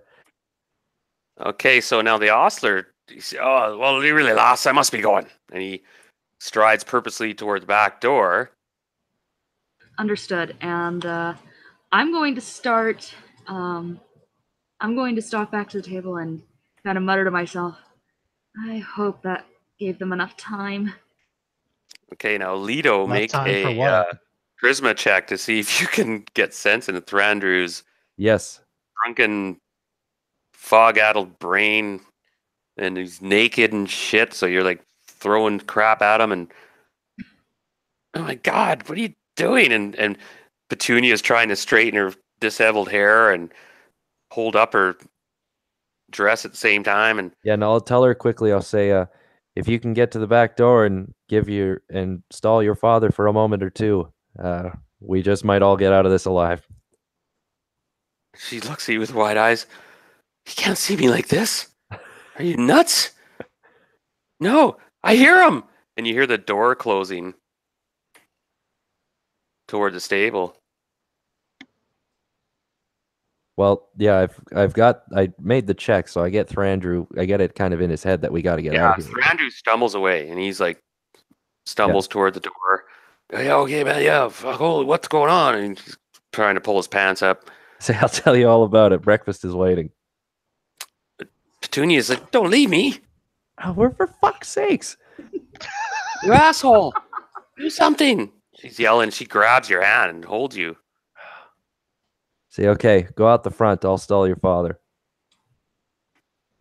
She's like, thank you. She's sprinting away, and you see Ostler come walking in with Patrick, and he slams the door, and he comes walking right away, and he's like, hey, what's going on here? What's this? And he leans down, and he picks up a pair of panties.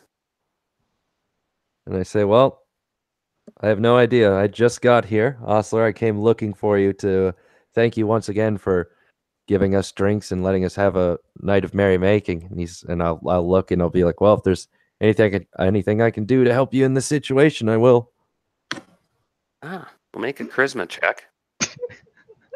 Because he's like, wait a minute, he's thinking. Woo! Yeah. And he right away, he looks at you. Of course. Well, we're off to the militia training. You might want to stop by and check it out. We'll be on the southeastern field. Got the artillery out today. He's holding the panties and he's like, strange party last night, eh? You and you gypsies, and he chucks your chin real roughly. And I say, yeah, well, it was a great night. And, great night, he mutters. A lot of the thanks goes to you and your fine establishment. Maybe I'll join you out on the fields later. I'd love a good demonstration of artillery. Yes, of course. Well done, young man. Well, look at you. Already a hero of Hommlet. Well, you'll have a few free drinks in my establishment. Carry on then. Thank you. Yeah, take you up on it.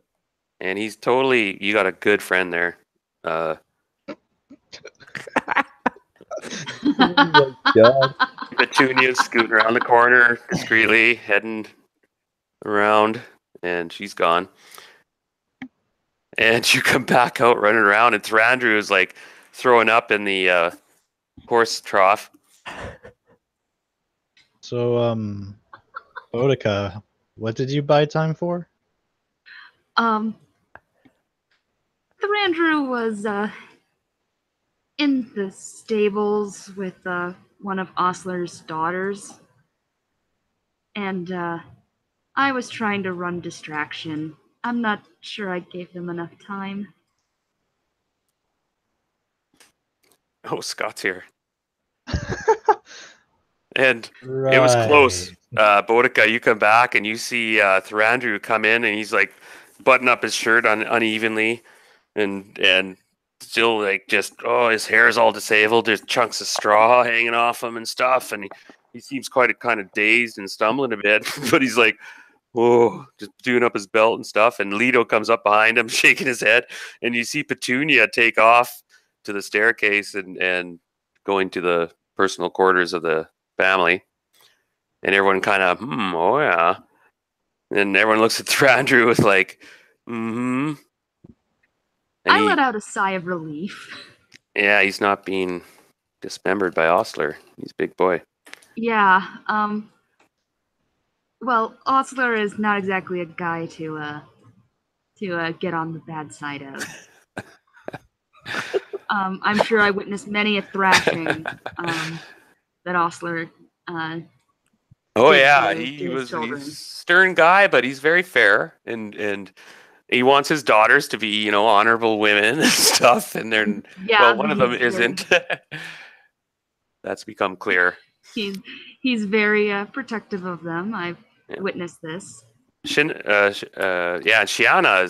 is nice, and she's a real sweet girl, and seems to like you guys. And you guys are becoming the Hommlet heroes. You guys have. So, is Thrandu actually here in character as a player, or? No, he's not. I just kind of RP'd that because I was going to say you're either going to get out of this getting shotgun. I was going to have him getting a shotgun wedding. So, like held against the wall with a pitchfork and saying, "Whoa, so you're marrying my daughter." If he was here, I would have turned the screws. But actually, Leto, you handled that quite well in Boudica, so I gave him an out, basically. That's not my first rodeo. Indeed. So how many more women are you going to deflower and get attacked by? Just a young Casanova here. It's like this adventure's gotten interesting, hot and heavy. I'm back in 3 minutes, everyone. It's kind of easy for me to role play the guy in his early 20s. Thinking with the little guy instead of the big guy, huh? Yeah. Well, I'm also 22, so that helps. Oh, yeah, so... Oh, God. Yeah? Oh. Well, I'm fucking, super relieved. Like Boudica having a sigh of relief. That's Leto right now as well. I did ask you that in character. How many more women are you gonna have to pleasure before it gets to your head? It's just gonna cause us trouble. I say, well, hopefully I've learned my lesson. I think I should try to avoid the dwarven black rum when it comes my way. I say that unfortunately I'm good at getting myself into trouble, but I'm just as good at getting myself out. Yes, and you seem to have the tendency of getting other people drawn into your troubles. Well, for that I am truly sorry if I drag any of you into this. It is not my intentions, and I will work more. I will work towards not letting this affect the party. It's the last thing I want to do. Well, just as long as it doesn't cause any harm, I don't see why not. And I kind of nudge Thrandu. I'd say, yeah, because I don't think Thrandu minds.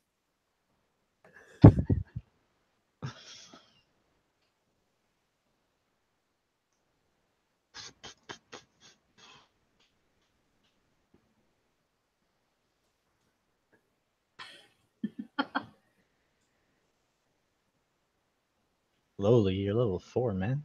I know.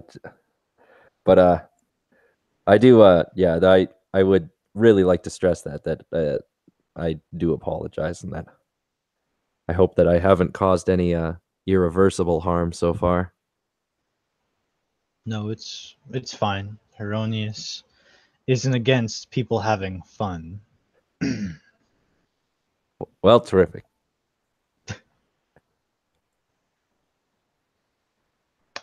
I would actually like to hear more about Heronius sometime, when we have a bit of time.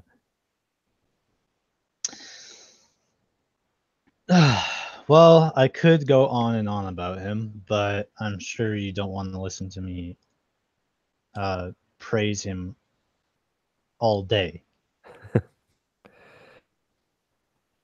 And trust me, if you're traveling with me, you will be. Well then I guess I'll get my fill of it on the road. Anything you wish to know of him now?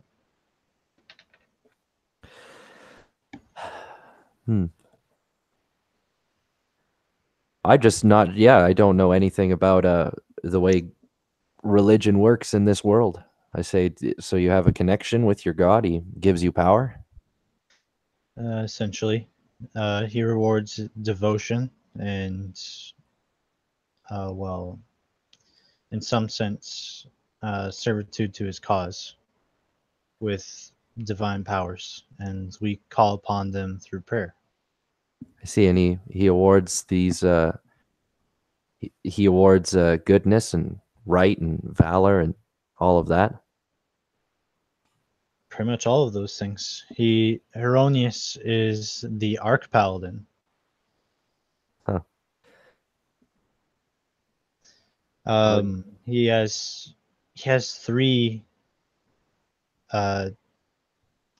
codes to live by. Even us clerics have to live by them,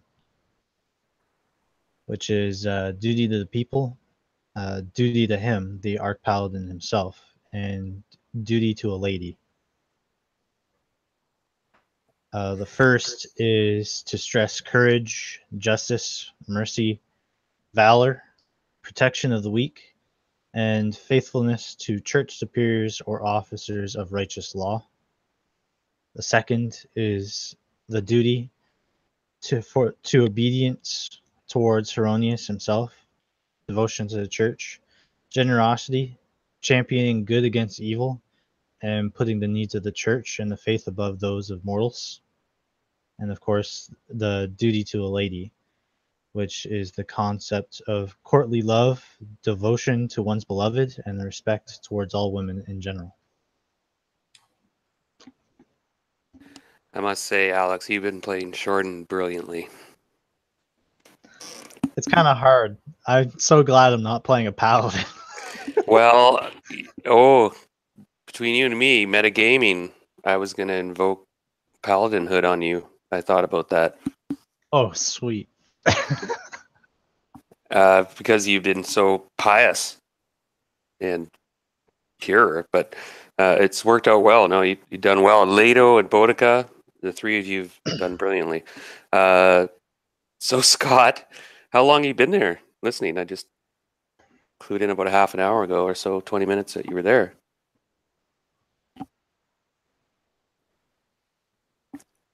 Are you oh, he's gone or whatever. So we're having one of those moments where the party is assembled at their table in the inn, and they're discussing everything that's happened, and everyone's just like, wow, it's like this town has a lot of stuff going on. And the discussion came about the next step. Do you guys want to help us? We know how we can purify the grove. We found a way. Well, it's dangerous and tricky, and we're going to have to deal with some very shady characters, but it seems possible. And you guys tell each other about what you have to do. You have to go down. It's 2 days journey. You have to leave unless you have means to travel quicker. Deep and far to the southwest to an area none of you have been in. And it's up in the mountains. Just before then, back then there was a village, but that village had kind of been abandoned long ago. And near that village is this place called the Bone Grinder, which is the home of these women. And you're getting the impression that there's some sort of witch-like women, right? For sure. And you start to come up with a plan. It's like, okay, what are we going to do now? It's about 9:30. You guys have been eating and talking for about an hour and a half.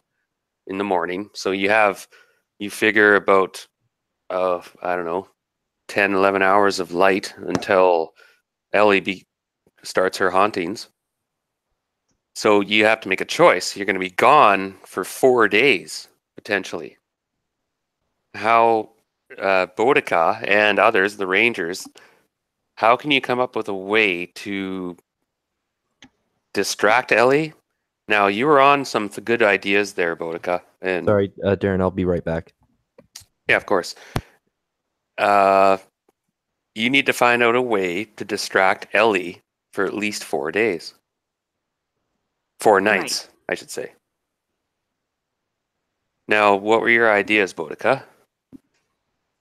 I was thinking get Gregarious to play some music, Mm-hmm. help put her more at ease, possibly give her.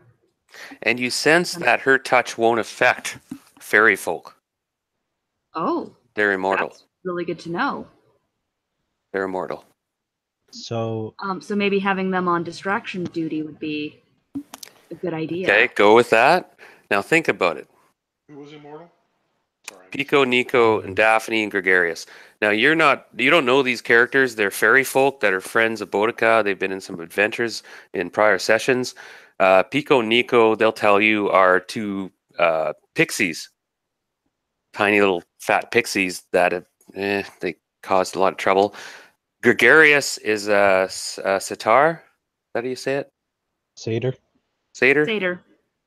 Thank you. I knew I had it wrong. Satyr, with the goat feet, legs, and playing the flute and horns. And he's the lover of Daphne, who is a hybrid dryad who has a host tree, beautiful host tree in the grove. Now, this is stuff that some of you players have played this stuff and know a lot. Some of you are just like, whoa, what? So yeah, you're on the right track. Go ahead, Boudica. So you're starting to talk about these amazing gifted musicians, but they're pixies and how do you say it again? Satyr. Satyr. Why do I have such trouble with that? My brain does that to people. Are you familiar with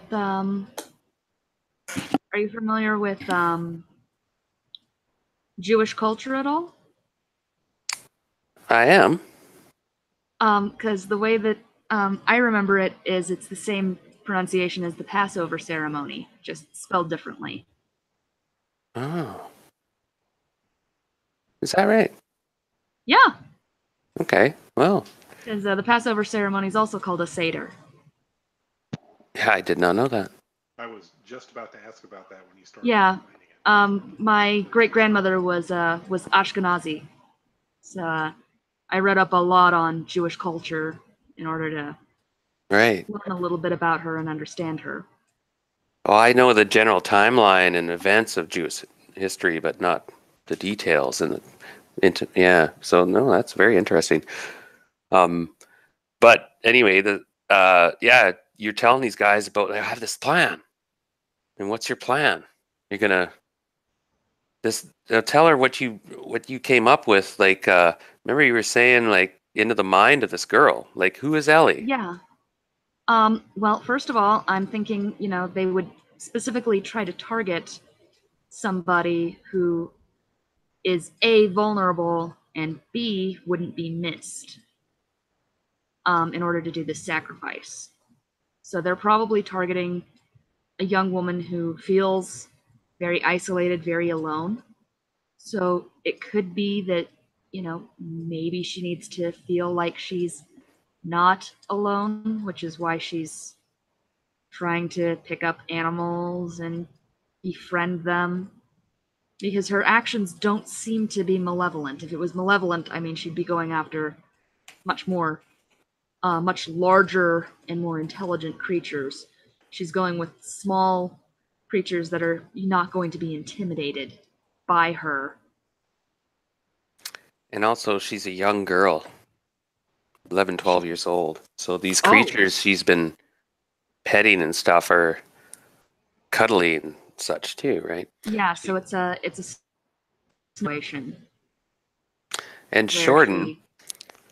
I've just cut in a minute because Shorten had just gone up a level recently, and his actions, he had turned a bit of a turning point in his character development, that he's actually stepped up to a senior level. And he's been recognized by this pearl brooch. And also, he's known that he's going to perhaps the spell Speak with Dead.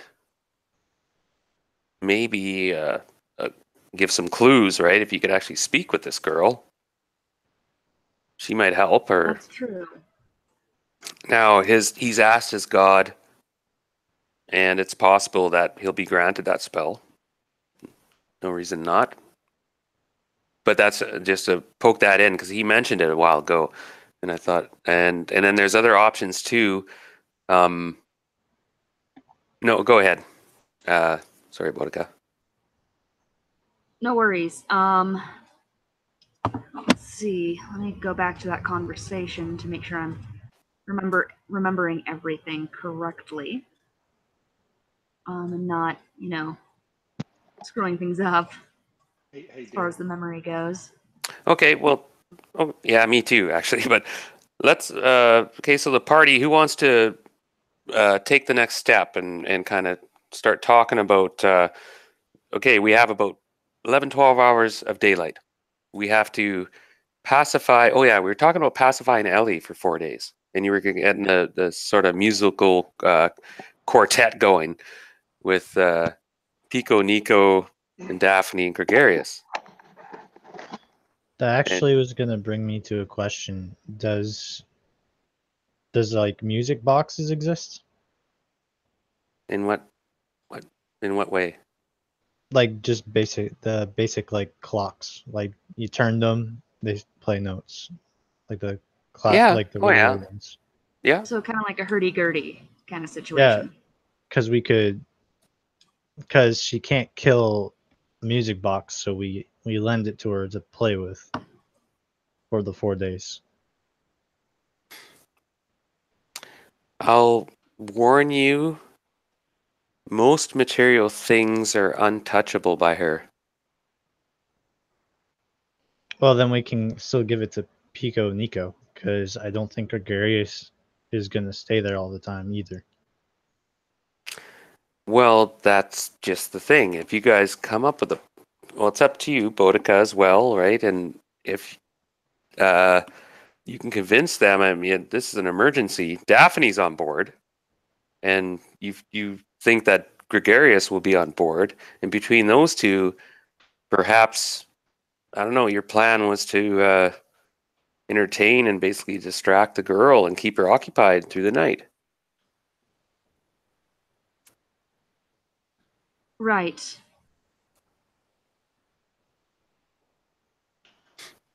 Unless anyone else has any better ideas or something. You talked to Jeru about that and Namsu as well, and they, yeah, no Right. doubt. You know what would be really messed up? That like, just out of character. You know what would be really messed up if we did? What we would do is we bring Ellie with us, and then if the deal to exercise her goes poorly with the 3 witches, then I can just ask Ellie Will work. to help us. She's manifested herself in the grove. It's her haunt. Oh, okay. So she's She haunting is- the place, and the item is basically useless. Oh yeah, I she's mean- found a new place to haunt, and she seems, but she's confused. And what you've witnessed, it's a matter of some confused young girl lost. And just imagine, I mean, you wake up in some ghost world, and nobody can hear you, and everything you touch seems to shrivel up. Oh, is there also leather balls? Also, what? Leather balls, like toys. Okay, probably. Uh, I know she can't interact with them, but I think the idea would still be entertaining. She likes music, for sure. Yeah, You she know that. definitely. Like that's the only reason why you're chanting and singing. She was sort of puzzled by it, but it seemed to sort of work. It didn't work well enough, though. There were still casualties. Yeah, I imagine that she would just get bored, but Sort of. Yeah, it's sort of like that. And so, okay, I've been pushing a lot of hints and stuff and whatnot, and you guys are on the right track. Yeah. The other thing I was thinking was, she might not know she's even dead or where she is. Will you Just have that trying spell to find today, comfort. by the way? Sorry, Heather, that Speak with Dead? No worries. if I leveled up before today and then slept, then yes, I would know it. Okay. Did you? Well, I didn't know I leveled up until the start of this game, so I leveled up the night before. Okay. So you guys could wait a day, and that, if you waited a day and you dealt with what happened tonight, Gregarious would be there the next day, right? He'll be back with Pico and Nico. And then plus, you could rearrange your spells. Plus, Leto could look at the spell book, right? Get that sorted. Plus, you guys could take a day to rest and do some events. And you guys, I'll probably do this by post. You can tell me what you're going to do in the day, because I'm going to probably wrap up the adventure soon here with this breakfast. We're not going to have time for the bone grinder. And by the way, there's two parts. There's a bone grinder and there's another event after. Just to warn you, this could actually be a 2-session game after this. It's gotten a little bit more than I expected. So you guys sitting at the breakfast table and all this sunk in.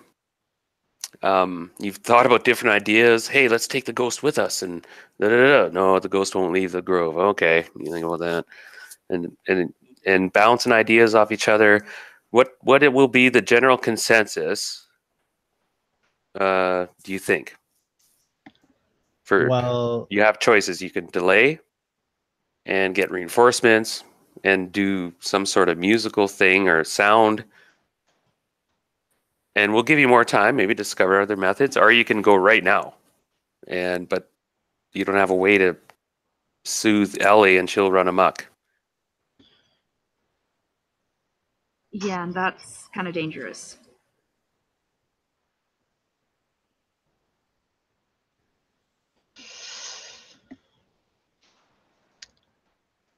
I don't think you can paralyze a ghost. I'm thinking, well, I can't use it anyways. Also, I'm really challenging you guys here because I don't know either. Like, I have some vague ideas, I'll be honest. And there's some things I'm like, try that. But honestly, if you guys come up with something legit, I will honor it. And this is where you can surprise me, frankly, because I'm a bit like, how are they going to do this? Distracted. I don't see a way out without, like, I've been adding up the information, and yeah, you can wait a day for Drew, or I mean Gregarious and Pico Nico, or you can leave now, or you can try something else. How would one go about making holy water? Oh, well, that's easy. You just have to have a place where you can bless it. Okay, so theoretically, I could bless the grove's little pond, Ooh. and That's I tricky can. because that's technically not sacred ground. Okay? Okay. Yeah. So no. So You need to have sacred ground.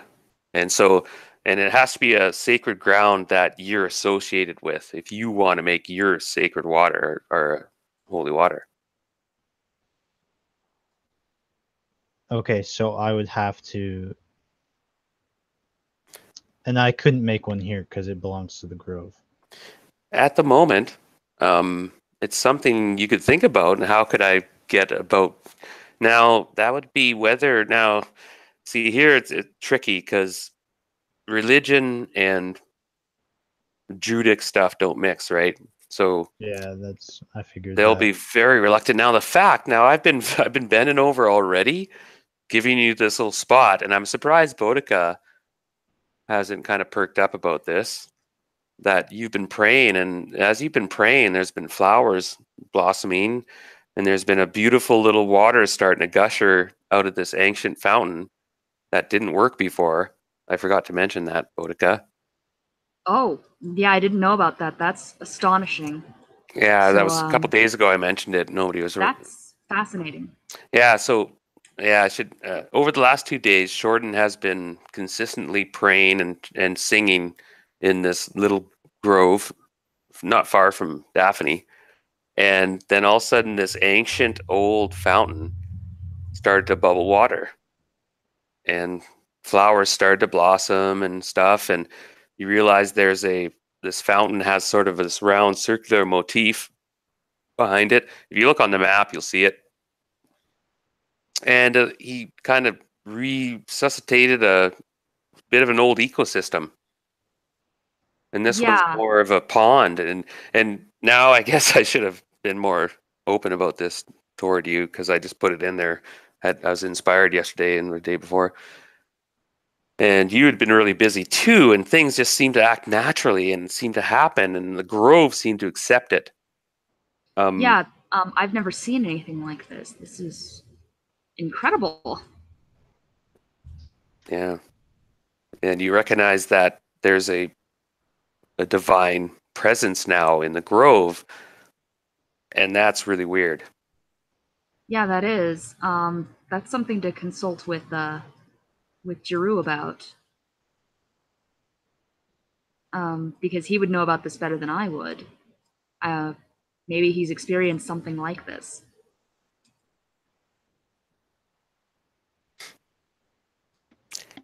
We have to talk to him about that ancient fountain. Yeah, and let him know that it's active. I mean, he'd definitely want to know about that. Probably, and he's been so distracted. He's always like, I'm so confident, daughter, that you have things under control in the grove and such, and me and Namsu this and that, and he's just that type of guy. Yeah. Well, So, he has many responsibilities. It's not surprising that he should forget this one. But it seems the grove is accepting of that God's presence. And it might be temporary, like perhaps the fountain's been activated. Now, Shorten, this is kind of new to you as well, I realize. And it just was kind of a while ago, it kind of dawned on me that, oh, wait a minute, I have this ancient fountain, wait. And then my wheels start turning. I'm thinking, well, why is this fountain here? Okay. And so on. So you realize that you've created this nice little nook in the grove, and this old fountain is now burbling clear water, and you found the pearl in there. It's clearly a sign. Indeed.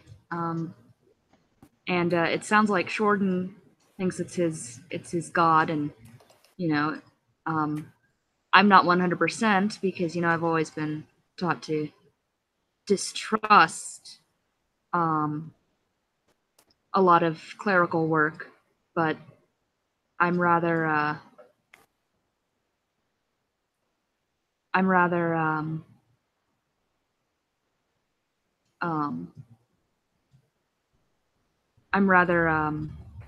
well, I'm skeptical. It is tempered with some idea of. But you guys have been bonded in blood. You've had combat together, so Yeah, I trust him, but I'm also skeptical, if that makes sense. Oh yeah, because and you do feel a little bit like the grove's been violated a bit, like by this religious nonsense. But you recognize his religion is very pure, very focused. Like Yes. Saint Cuthbert is a little bit more human, so to speak, and Yeah. Yeah, more emotional. Well, isn't Cuthbert a martyr anyway? Well, yeah. That was Or, elevated no, to- not honorous. No, Saint Cuthbert isn't a martyr. He's known to be a zealot. Oh, okay. He believes in, I think he leans more towards justice than actual good, because in the alignment system he's described as lawful neutral that leans towards lawful good, or lawful good that leans towards lawful neutral. So he can kind of play both sides. Mm. And Drew has not hidden his disdain of the churches and religions. And before he leaves, Drew takes you on a walk of the grove. And he points out certain things and reminds you of stuff. Don't forget this, and don't remember the old mole there. You gotta poke out his hole once in a while because the asshole chipmunk will fill it full of shells.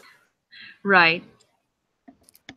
And he has a tear in his eye, so he says, "Daughter, I'm leaving, but I'll be back soon. Keep control of things, and it's in good hands. You make me proud. Use what you can in the treehouse. It's yours. You got the keys. And don't forget the chest. And the library." I thank you. That is high praise, and I shall remember. One thing, what do you know about the old spring where Shorten, near where Shorten's been praying? Ah, yes. I sensed its awakening. It's a good sign, daughter. That water comes from deep down. Deep. The roots of this ancient grove have fed off it for millennia. It's been blessed from the first era. I suggest you bathe in it, but treat it with reverence. I'm curious about this Shorten and his god. Like most of their gods are a mystery to me. But Shorten, he's special. I think he is pure. I For sense that now, from him. yes. I'll be back soon. And perhaps with some more answers. I'm meeting with some very, very, very special people. On a ship, he laughs. I've never been on a ship, he kind of chuckles. Wonder what it's like. And they say it's huge. And he looks at you. Get this, I don't believe a word of it, but they say the ship's made of stone. What? I know. That is most fascinating. You will have to regale me with stories when you return. Of course. Don't forget to visit with Coco. He's getting old. He means well. Of course, he was quite worried about me this morning. Oh, daughter, you've been in danger much. And I'm sorry for that. It's nothing that can be controlled by you. It is the circumstances of my very existence, as you said. Don't say such things. Nothing is certain. Nobody is all powerful. I taught you these things. Even me. We all must come to an end at one point. It is the way of nature. You know this. Indeed. Take care. I'll be leaving soon. You may be able to find me in about an hour and a half, 2 hours to say a quick goodbye. And if you think of something, let me know. Namsu has reminded me that the boat will be leaving in about 7 days' time, 8 days' time. So we must go. He kisses you on the forehead again, and there's a tear in your eye as he goes down the stairs, and him and Namsu are packing stuff off and getting ready to go. And then you end up going back. And I'm actually going to say Namsu and Jeru leave. And Leto might be a bit upset that he didn't get to speak to Damsu, but I'm gonna keep it that way. No, I might retract that. I might give him a chance, say goodbye. But for now, then we're gonna stop the session and assume that the next time you guys are gonna come up with a plan to distract or subdue or defeat Ellie. Jesus, cat. While fending off my cat.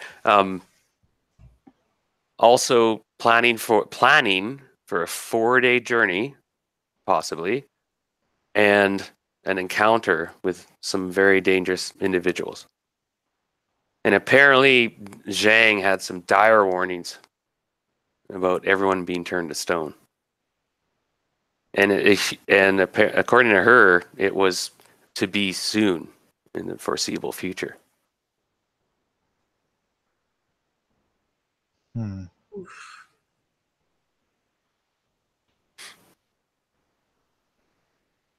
Is there anything you guys wanted to add to this meeting before the next session I was going to make would be whoever could show up and partake in the, it's going to be called the Bone Grinder. And what night works for you guys within the next, well, right now I'm on a real kick and I have some time. And you guys have noticed I've been running like a session every day or two. And so while it lasts, I'm kind of pushing it. And there's possibilities I can play in the next 2 nights. Thursday or Friday. Friday would be better for me at night. Or next week or whatever, right? But I would prefer Friday, but I can do either. so Friday at like 6 my time or 5:36 my time. So that would be 8:30. On Friday should be doable. Yeah. Yeah. And Yeah, I'll I make can it an totally do open that. session. So, but it would be really great if you guys came because I of course work when people are there. I work them, right? If you've noticed, the people that show up get the action. So yeah, I'll stop the broadcast then, unless there's something one of your characters wants to finish with, or a thought, or you guys, I suppose, would probably meet back at the inn. It's about 10 o'clock, 9:30, 10. You're going to implement your plan, whatever it is. And now remember, you have a choice. You could wait for reinforcements, so to speak, or come up with some alternative plan and go right away, or whatever, actually, come up with. Well,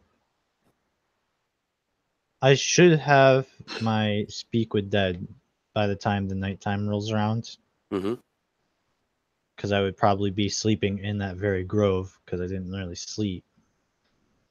And then I would wake up and I would mention that I have my speak with dead and I'm taking, normally when I've been encountering Ellie, I haven't been really taking the proper precautions. But I'm gonna take more safety measures with talking to her. Wise. Because I'm gonna just I'm packing 3 protections from evil. Oh, wow. Good idea. I'm not taking any chances with her. And actually, I think I can pack 1 more. Well, don't overstack. There's other spells that come in handy. Like, good call. I'd recommend 2 or 3, but there's other spells you have that are. And there's only 1 spell that I want to cast that before I speak to her. Oh, I see. Oh, okay. You're getting ready for the. Yeah, like this is before that. Okay, you're not doing a dungeon crawl or something then. Yeah. So, gotcha. Well, that's wise. So you guys are planning on staying a day then? Yeah. And take it a bit slower, carefully, more planning, reinforcements. Now, that'll give you Boudica and Jordan, and I'll talk to the others, and Leto. If you're musically inclined, or if you come up with an idea, you're on the right track. Frankly, being a young girl and da-da-da-da. So I'll let you guys think about it for a while, and